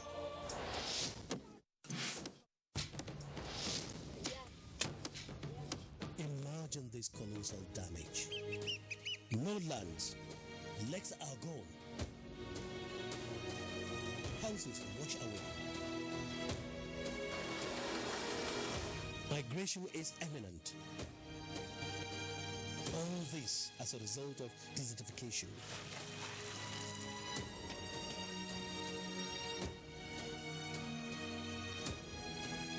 We must fight desertification by planting more and more trees to save our lands and restore the glory of our agriculture.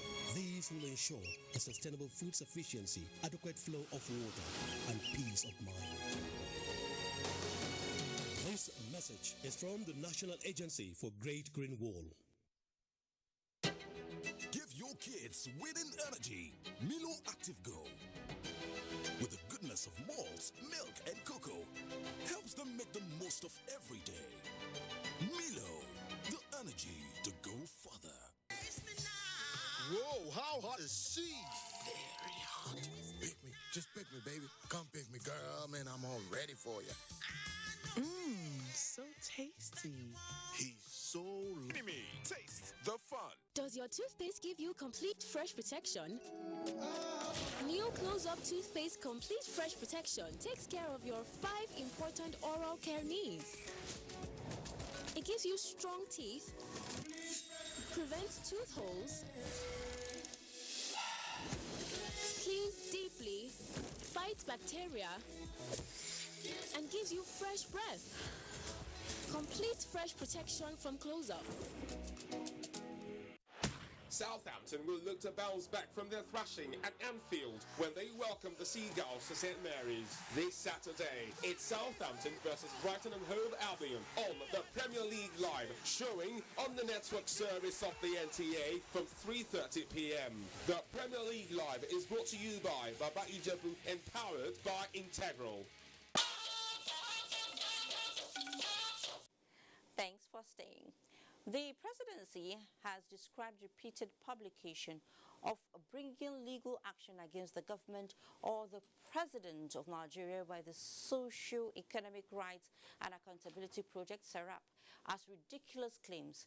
A statement by the Senior Special Assistant to the President in Media and Publicity, Garba Shehu, also described publications by SERAP as baseless publicity stunts, painting inaccurate picture of life and governance in Nigeria, stating that till date, SERAP has announced on repeated occasions, each time via a well-funded media campaign, that it is suing the government or president over a range of issues from alleged human rights abuses to alleged corruption, and has not taken their retinue of legal actions to a logical conclusion. The statement also calls on SERAP to cease its decisive, irresponsible and barefaced publicity stunts, instead challenge the government publicly, legally and transparently on its claims. We'll take another break. We'll be right back. To wash plates, they give you stress. Come here, the latest. Few drops can wash this much. Just like 1, 2 sure they wash plates, full bucket. You know they tear pocket. Ultra sharp grease cutting power. 2 sure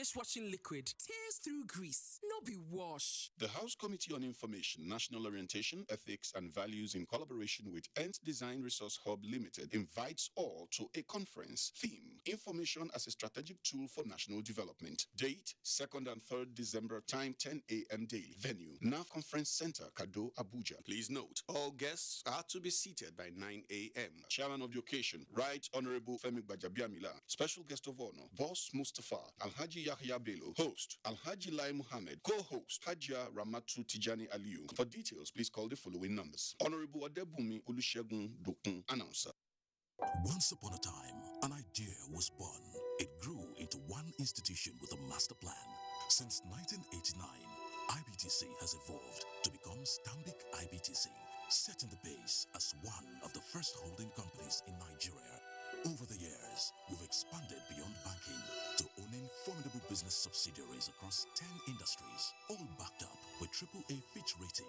With over 4,000 employees, our presence across the country is further strengthened by our efficient network of digital channels. Our dedication to the Nigerian dream has granted us recognition 44 times by 18 awarding bodies in 6 sectors. We are proud to be champions of exponential trade finance through our partnership with the largest bank in the world, facilitated across 22 sectors.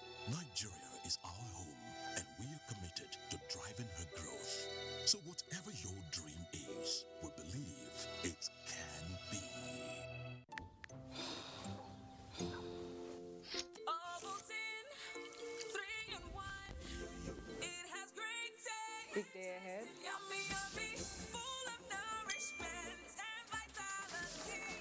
Antibodies and shop minds. Ovaltine, 3-in-1. 3-in-1. Ovaltine, 3-in-1. New Ovaltine 3-in-1. Smart choice for smart kids. Looking fresh for your date? Get even fresher with Close Up. New Close Up Triple Fresh formula. It cleans deeply, fights 99% of bacteria, and cools intensely, keeping you protected and fresh. Protected and fresh. Protected and fresh. Let's take a picture. Protected and fresh. Still fresh, still protected. Feeling cool and protected. All day confidence to get close. Oh yeah, take me close. New Close Up Triple Fresh formula. Not all washing powders are the same. Sunlight adds bursts of freshness to cleaning power to give you Sunlight 2-in-1 for sensational cleaning and freshness that lasts. Sunlight 2-in-1, sensational cleaning with burst after burst of freshness. Well, it's time for us to go, but before we do that, remember that rape is evil. So connect with the NTN Stand Against Rape and Rapist. Thanks so much for being a part of News Extra. I am Fatima Marbuba. Enjoy the rest of your night.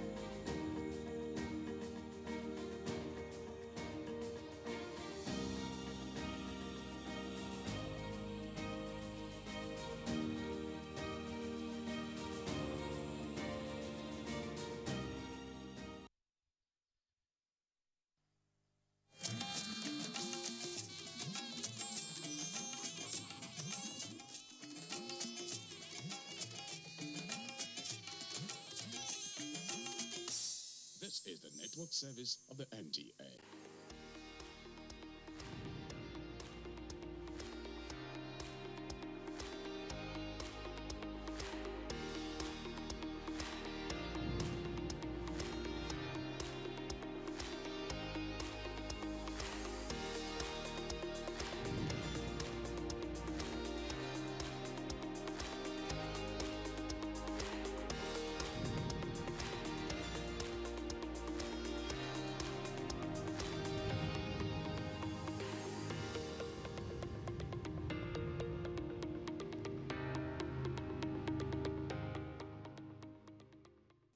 Hello and welcome to another beautiful time on Executive Discuss, coming to you on the network service of the NTA. My name is Ololade Adeniji Adele.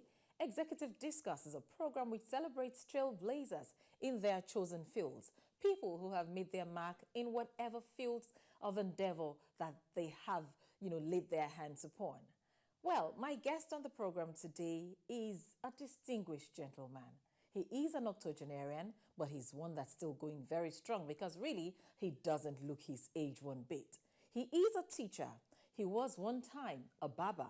Well, he'll tell us if it's a case of once a barber, always a barber. He will tell us more about that. A draftsman, but more importantly, a celebrated multi-award winning photographer, a man who has exhibited across 5 continents across the world, and he's still going strong. You see him and you see his tool right there beside him talking about the camera. Please join me as we welcome to the program the one and only celebrated Sumi Smart-Cole. Hello, sir. How are you? Fine, thank you. And you? Very well, thank you.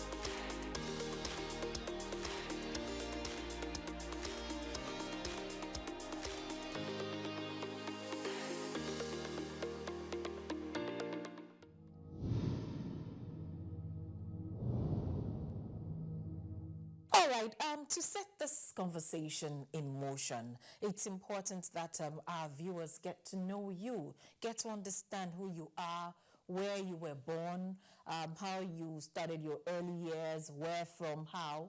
So can you just quickly, as much as you can, tell us about this? Who is Sumi Smart-Cole? I was born in Port Harcourt. And you're talking about early years, what did one do? Or, yes, schools attended. Well, I didn't have much of that schooling. I am mostly self-educated. I only had elementary school education. So everything stopped when there was no money to pay my school fees. I had to teach myself. But when educating myself, I had to read things like Time Magazine, Newsweek, National Geographic. I'm sure you know, like the BBC. Yeah. Used to have a program called Good Morning Africa. Yes. Every morning I would get up at 5 o'clock to listen to the BBC before anything. So if you think I am pronouncing words correctly. You learned from there. Yes, because at that time they had, of course, broadcasters who trained our own broadcasters. People like your Segun Olushola, yes, Sam Wanere, Ralph Opara, Abba Zoro. He was the best of them all. And one has to listen to them. Even the sportscaster had to be trained by the BBC. And Ishola Folonsho was, of course, trained by the BBC. Most of those broadcasters I learned from. You learned from the BBC. Now, but just still along the lines, after learning from the BBC, how did you become, you're a barber? No, before that, yes, barbing, so barbing. tell us about that. No, I became a school teacher for 2 years. I hated the job. I liked the children, but I needed to discover something in me was burning. My mates had gone to school and all. Anyway, I became apprentice to an architectural draftsman. Okay.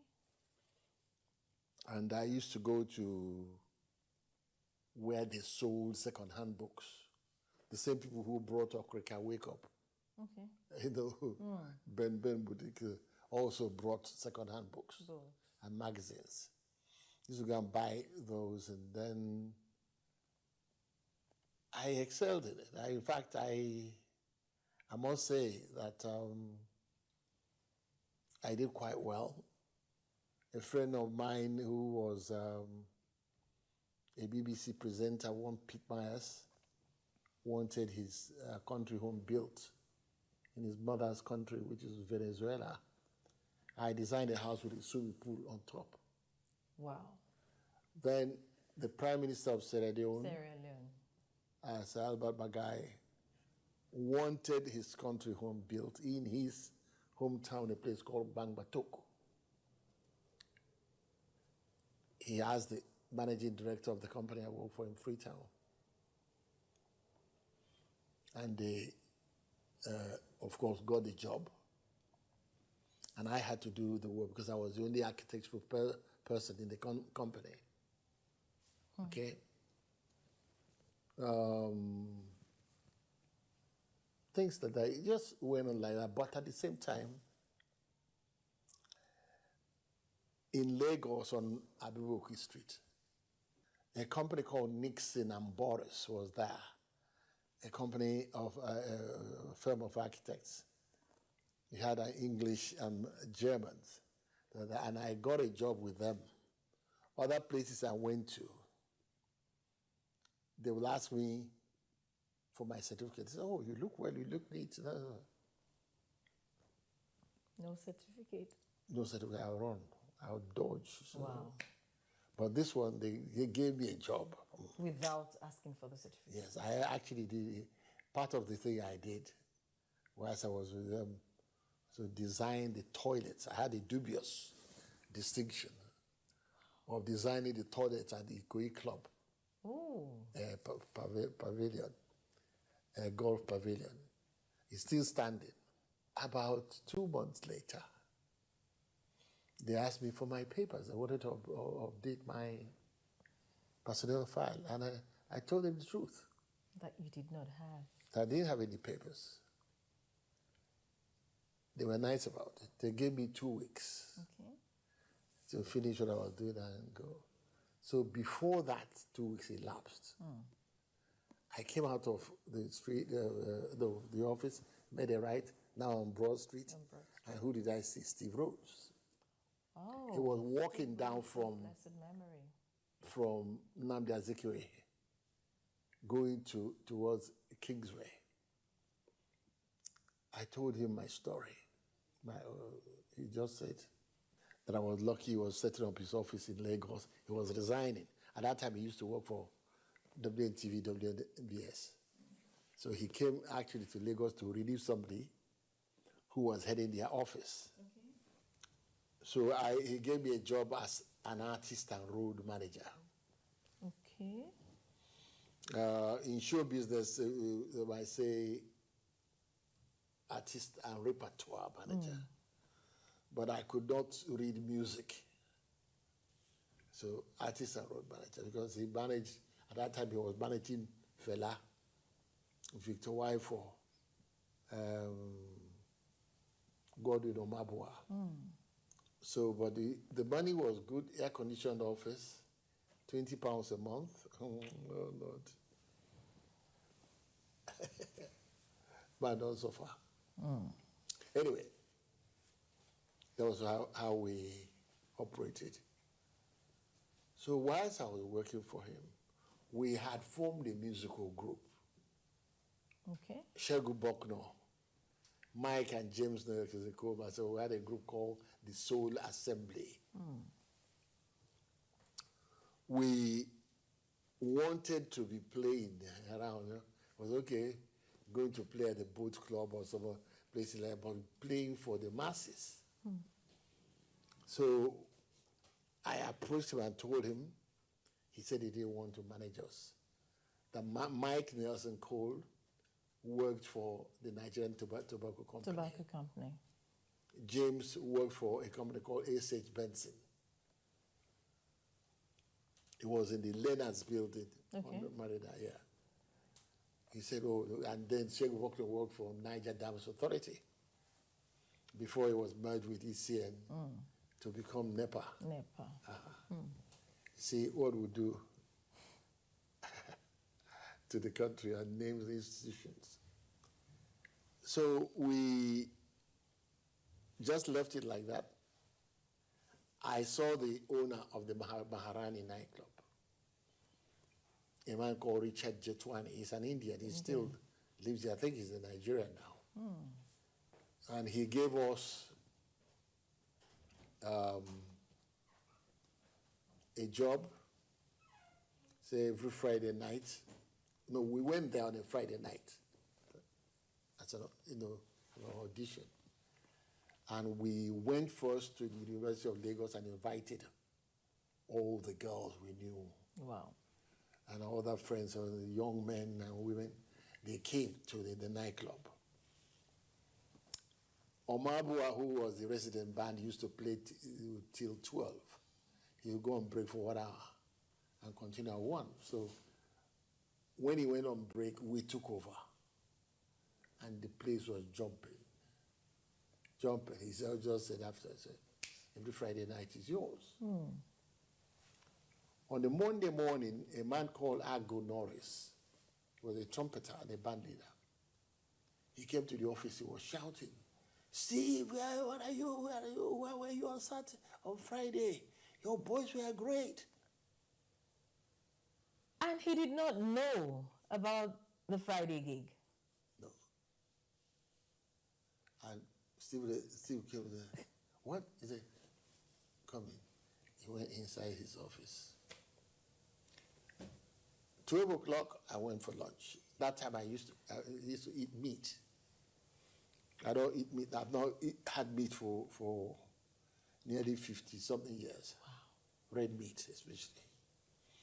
And even chicken, I removed the skin. So I came back from buying my sausage rolls.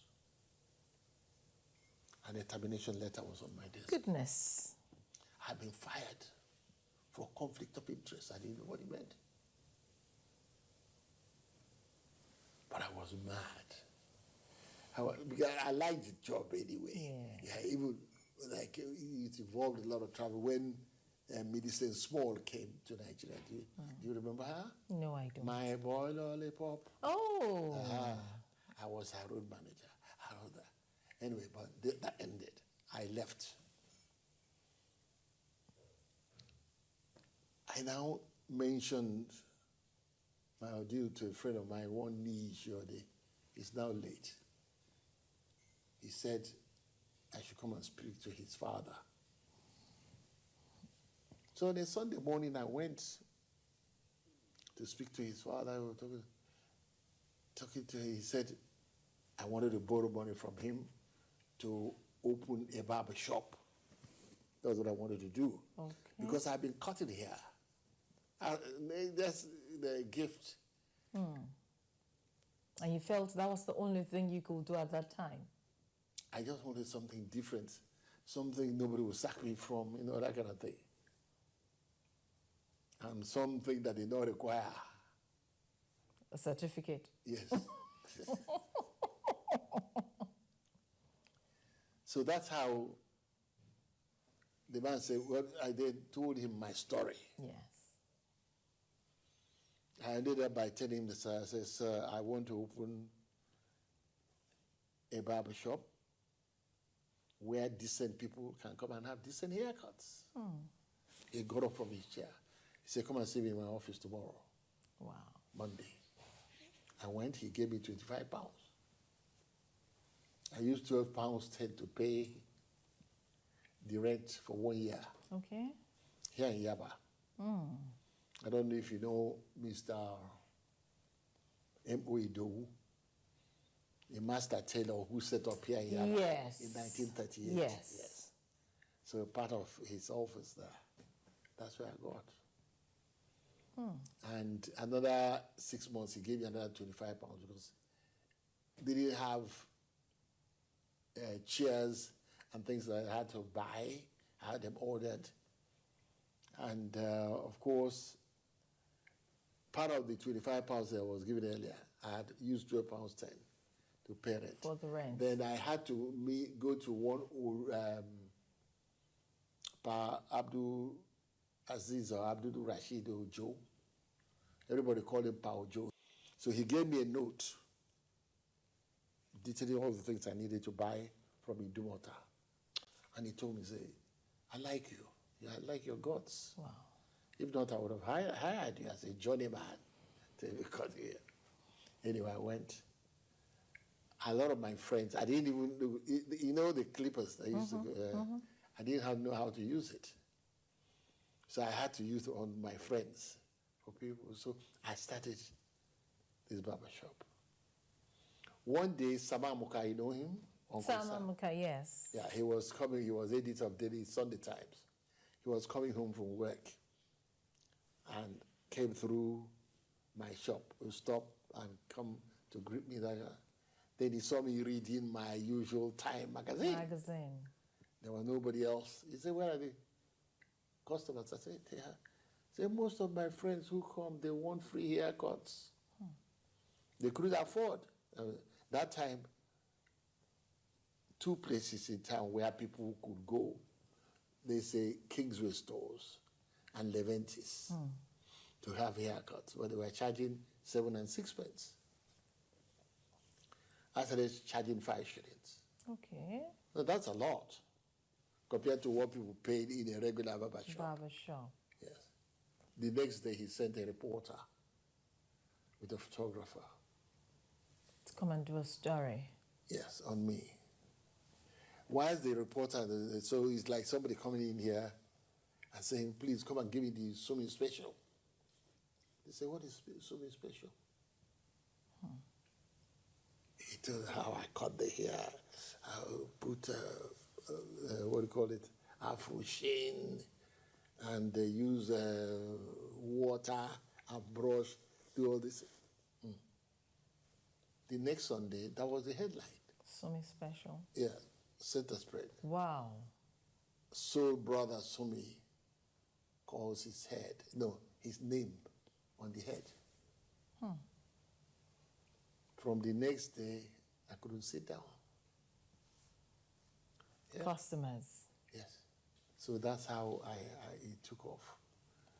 And I was doing that in 1971. Whitney Young came here I'm sure you've heard of Whitney Young Resource Center. Yes. Yes. The place was renamed USIS, United States Information Service. Well, they renamed after him when he died here. So they had a commendation service at the cathedral on the marina. That's where I met Jesse Jackson. Okay. So he invited me, but this, don't forget, we play music part-time. So he invited me to come and perform in Chicago. They had... he had seen you perform before? No. So he invited me to... So I went to Chicago. They have what they call Black Expo. Okay. It was an exposition that every summer talented musicians would meet and they would play for free. The money gathered was used to buy food for poor black people. Wow. It was set up by Martin Luther King. And Jesse Jackson was appointed the director. So I went. And the next day, I played with somebody called Cannonball Adele, Julian Cannonball Adele. A very, he was the leading saxophonist in the world. And I taught a class of jazz history with the late Donny Hathaway. You taught a class? Yes, with him. What foundation did you have in jazz? Or was it just from reading that? No, I was just playing jazz, playing music. Yes. Well, there are photographs of me performing with people like Fela and all that. Because even in the old days, Fela wrote a song I used to sing with his band. Something called I'm the Greatest. It was written in honor of Muhammad Ali. I'm the greatest. So things like that happening. So I had been busy. So after visiting America, I went from New York to Washington to Boston, then to Chicago by road. Wow. I couldn't afford to fly. And I went to America, and I had to do something. I got a job as a designer. Look, I was underrating myself. Wow. As a design drafter. They gave me, with the form I filled, they say draft, C, A, B, C. The woman who was interviewing me said, "Are these your drawings?" Because I said yes. And I showed him where I signed. She said, "Sign on this paper." I signed. She said, "Look at you, underrating yourself. You want to get..." She just gave me a job. Wow. And the company had to write to the immigration department that they had this unusually talented person they want to give a job to. But because of immigration laws, they couldn't because... And they weren't asking for your certificate? No, they Your didn't. drawings alone paved the way for you? Yeah, of course, there. It's not your paper, but show me what you can do. What you can do.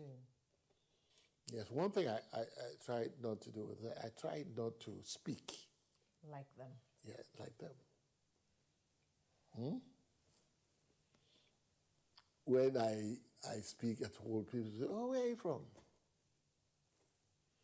And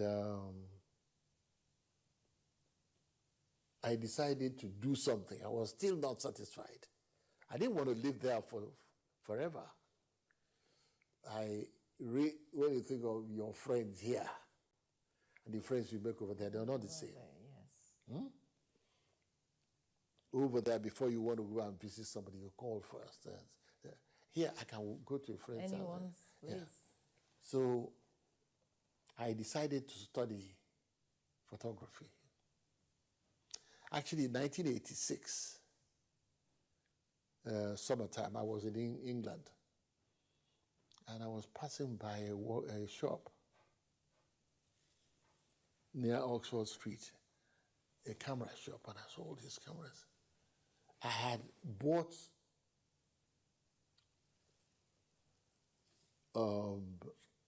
an Instamatic camera here from an American for 5 shillings, 40 pence, or 50. So 5 shillings. Just for the sake of buying it? No, just to take pictures. Yes. So when I said, look, I do so many things. Playing music. You design? Designing. Everything around the arts. I said, but let me do something that will really bring back or bring out the artist in me. That was when I took a liking for photography. Okay. That was when, and I then registered at a school, 2-year college, called the Foothill College. And used to go part-time. Okay. I went full-time, but then I had an arrangement with my boss to say, I'll work through my lunch hours. Friday afternoons at 12, I just take off. You take off. Because then most Americans would have gone to Las Vegas or Reno, Nevada, weekend. To Friday afternoons, they don't joke with it, or evenings. But then I'll have the dark room to myself. You understand? Yes. So I have the dark room, so I was working hard and everything. Within 2 years, Stanford University, one of the Ivy League universities. Ivy League universities. Yes. Had agreed to exhibit my work. Wow. They of course, handed over to the Students' Union, and I had a great exhibition. And of course, the newspapers started writing about me, and everything I cut out sent to people like Shego Lushola or Frank Aige Mokwede. So you decided to go into photography basically for the purpose of putting your hands to something that will help you to be more expressive. Yes. But when you were setting out to go into photography, did you by any chance have an inkling that it was going to be as big as... It turned out that many people don't have such thoughts, but I did something. When I had that exhibition. The one at Stanford? Yes. A girlfriend of mine said, "You are on." No, not very old person. Maybe she was 20-something, maybe 25, 26. She said, "You're on." I wish I could reach her now, to tell her, I said, "Look, all your predictions." Yeah, really came. So I was sending things here, and then I got in touch with Frank Aige Mokwede, and he said I should come and exhibit at the National Theatre. I came 2 weeks, exhibition there. Before I even left, he got intimated that there was going to be a third Commonwealth exhibition in Hong Kong. He took some of my work and forwarded this, selected 3. And one of them won an award. So from then, that was it. It was Shego Lushola as ambassador to Ethiopia wanted me to come and exhibit on Nigeria's National Day instead of just having cocktails. So have an exhibition, and they have deputy foreign minister was the guest of honor. So since then, 5 continents. Wow, 5 continents down the line. Now, I have always wondered because you're what I would call a genius in photography. You've done so much, you've won several awards, you've exhibited around the world. What informs the kind of objects or subjects you take on as a photographer? Or is it just anything that piques your fancy? Yes, more like that. And also, I try to use my work to expose things like suffering and poverty. Other times I try to entertain people. But I thank God. You're a man who has, in the course of what you're known for, photography mostly, you're a man who has wined and dined with, think of anyone across the world, not just in Nigeria, not just in Africa, but around the world. How has this impacted your life as a person, meeting all of those people and exhibiting your works to them? Well, it's been humbling. It's been nice. It's been nice. Just go out. I don't try to be like somebody else.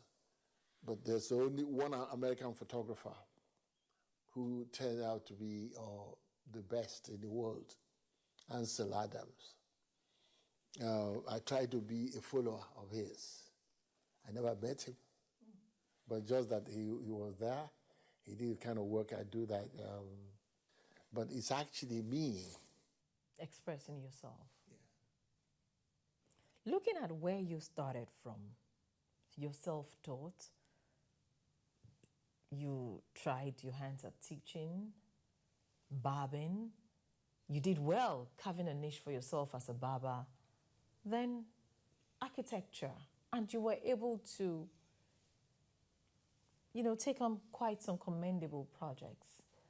I'm wondering, at what point did you experience that shift? Because ordinarily I would have thought that, okay, having established yourself like that and taking up these huge projects in architecture, you would continue down that line. But, boom, you went into photography. Yes, I wanted something to do where I would be the master. But you could have been the master, even as an architect. Yeah, but a lot of them do well, but not very well. So as a master, only very few of them attain that goal. That height. So you just wanted something that was infinitesimal for you in terms of growth. Yes. Well, and by the way, there's something that I do that many people don't mention. Tell me about it. Horticulture. You do? I am a founding member of the Lagos Horticultural Society. And I guess perhaps it's that. No, this is just a friend that sent me flowers. Okay. My birthday. No, but when you look around. Yes, there's a lot of greenery around. Yes, a lot of greenery. And that's one. How did you get into horticulture?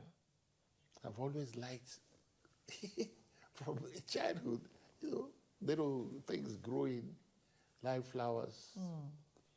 There was a day, in fact, I must say, during the colonial days, there was a horticultural society in Lagos, founded by mostly European wives of engineers and all that worked with Nigerian railways. There was Mrs. Gobadia, Okay. Dr. Grace Gobadia.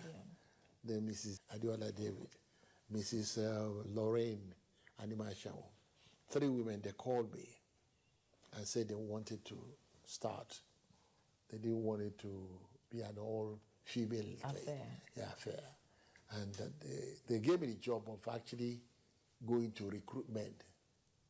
I recruited people like General Henry Adefogbe, other people, Mr.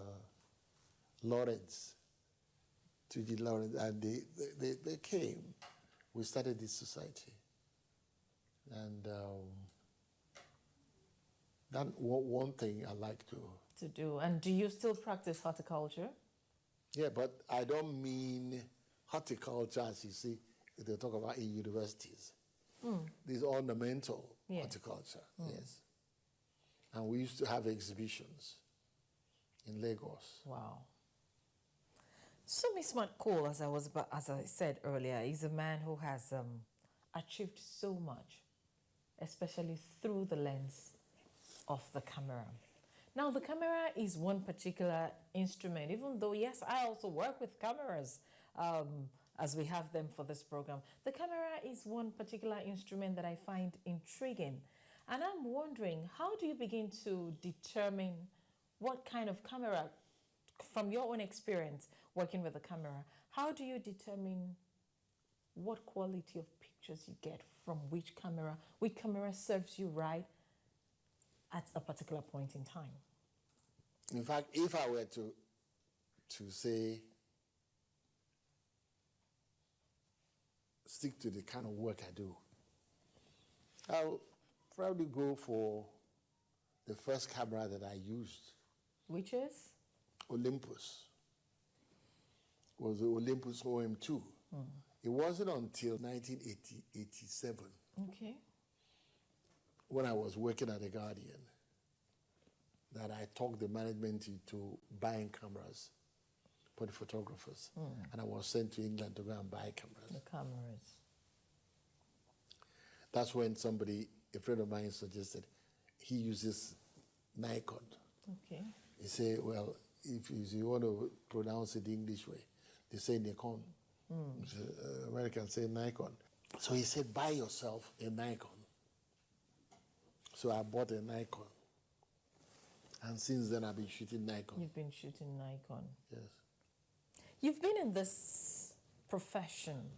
You've been plying this trade, practicing this craft for decades now.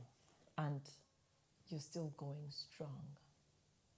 How active are you now as a photographer? I'm not very active now because about a year ago, I fell down at home. And I just went to the kitchen to boil water to make a cup of tea or coffee, I can't remember. I just stopped. Wow. But later, the physiotherapists, they say my muscles are weak. But so right now, I've not been doing any work. Looking at this career, this path that you have chosen and which you have held very strongly onto, photography has become a big thing in Nigeria. And I am wondering, the quality of photographers that we have telling stories through the lenses of their cameras today, how would you describe the quality of pictures that we have today, even with the advancement of technology? There are too many photographers. Everybody wants to make a living. They think, well, a lot of people now. My son has a degree in geography. Yes. But he still wants. Yes, I was going to come to that. Yes. Other people, like the president's photographer was my son's schoolmate, but they were at Unilag. Now, God, the love of bringing them together. Not many of them will succeed if they wanted to be a photographer, become photographers. But one thing is good, like everybody now is a camera person with their television. Cameras, their cameras phones. with their phones, but they don't know what photography is about. The rudiments. The rudiments is there. I mean, that's what they know. But say they want to perform, it's like me now, like is this camera now? It's trained to be. I don't know how to operate it. You have to buy an equipment, know how to operate your equipment. Yes. Be able to judge a photo, say, this is a good photograph, this is a bad photograph. So what you're saying in essence is, without the advent of technology, a lot of them have no place in photography. Oh yes, oh yes. Now, what does it take to be a good photographer? Well, it depends on your mind's eye. You see something. They say we were driving by and we saw this with light on it. Just do this. Look at your wristwatch. Note it. If you don't have your camera, notice it. Anytime you come with that type of weather pattern and everything, it will look like that. Like that. You come and photograph it another day. Okay. Your son, just as you mentioned earlier, a few minutes back now, your son holds a degree in geography, yet he's shown a passion. Yes, that's for because of me. Okay. It wasn't like that before. He even went to America to school. He wasn't like me like that. But now he came back. He's so proud of me. I'm so... Of course, he should be proud of you. You've done so very well for yourself, for the family, and for Nigeria. Yeah, thank you. Yes, we really are indeed very proud of you, Sumi Smart-Cole. Thank you. Now, you're 80, still going strong. What is the secret? What keeps you going? I don't eat meat. Yes, he said over 50 years ago. Yeah, then don't take anything with sugar in it. You know, sugar is the number one cause of cancer. I try just to make sure that I take things that would that would affect my body. For instance, I was just drinking coffee here. That's it for the day. But actually, any photographer should not drink coffee or some things like that will make your body shake. Give you the shake. You see. Okay. Bring your hand. No. Stiffen it. Okay. There are some people who can't. Okay. No, their body. So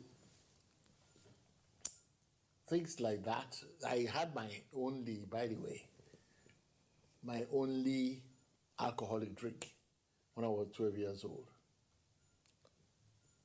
Since then, no alcohol. It's bad for anybody.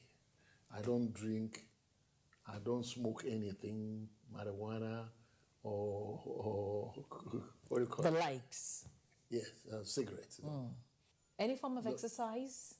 Yeah, just the usual thing. But don't forget, I had a knee replacement surgery. Okay. Some time ago, I fell in a helicopter. I nearly fell out. Wow. Of the helicopter over Bonny LNG. In the course of... Yes, I was doing some work. Job. You're a man of many parts. I will still say it. I mean, I think with you, once a Baba, always a Baba. I'm sure you can still... Yes. So, once a Baba, always a Baba, an architect, a musician, well, at least you play, some musical instruments, and a photographer.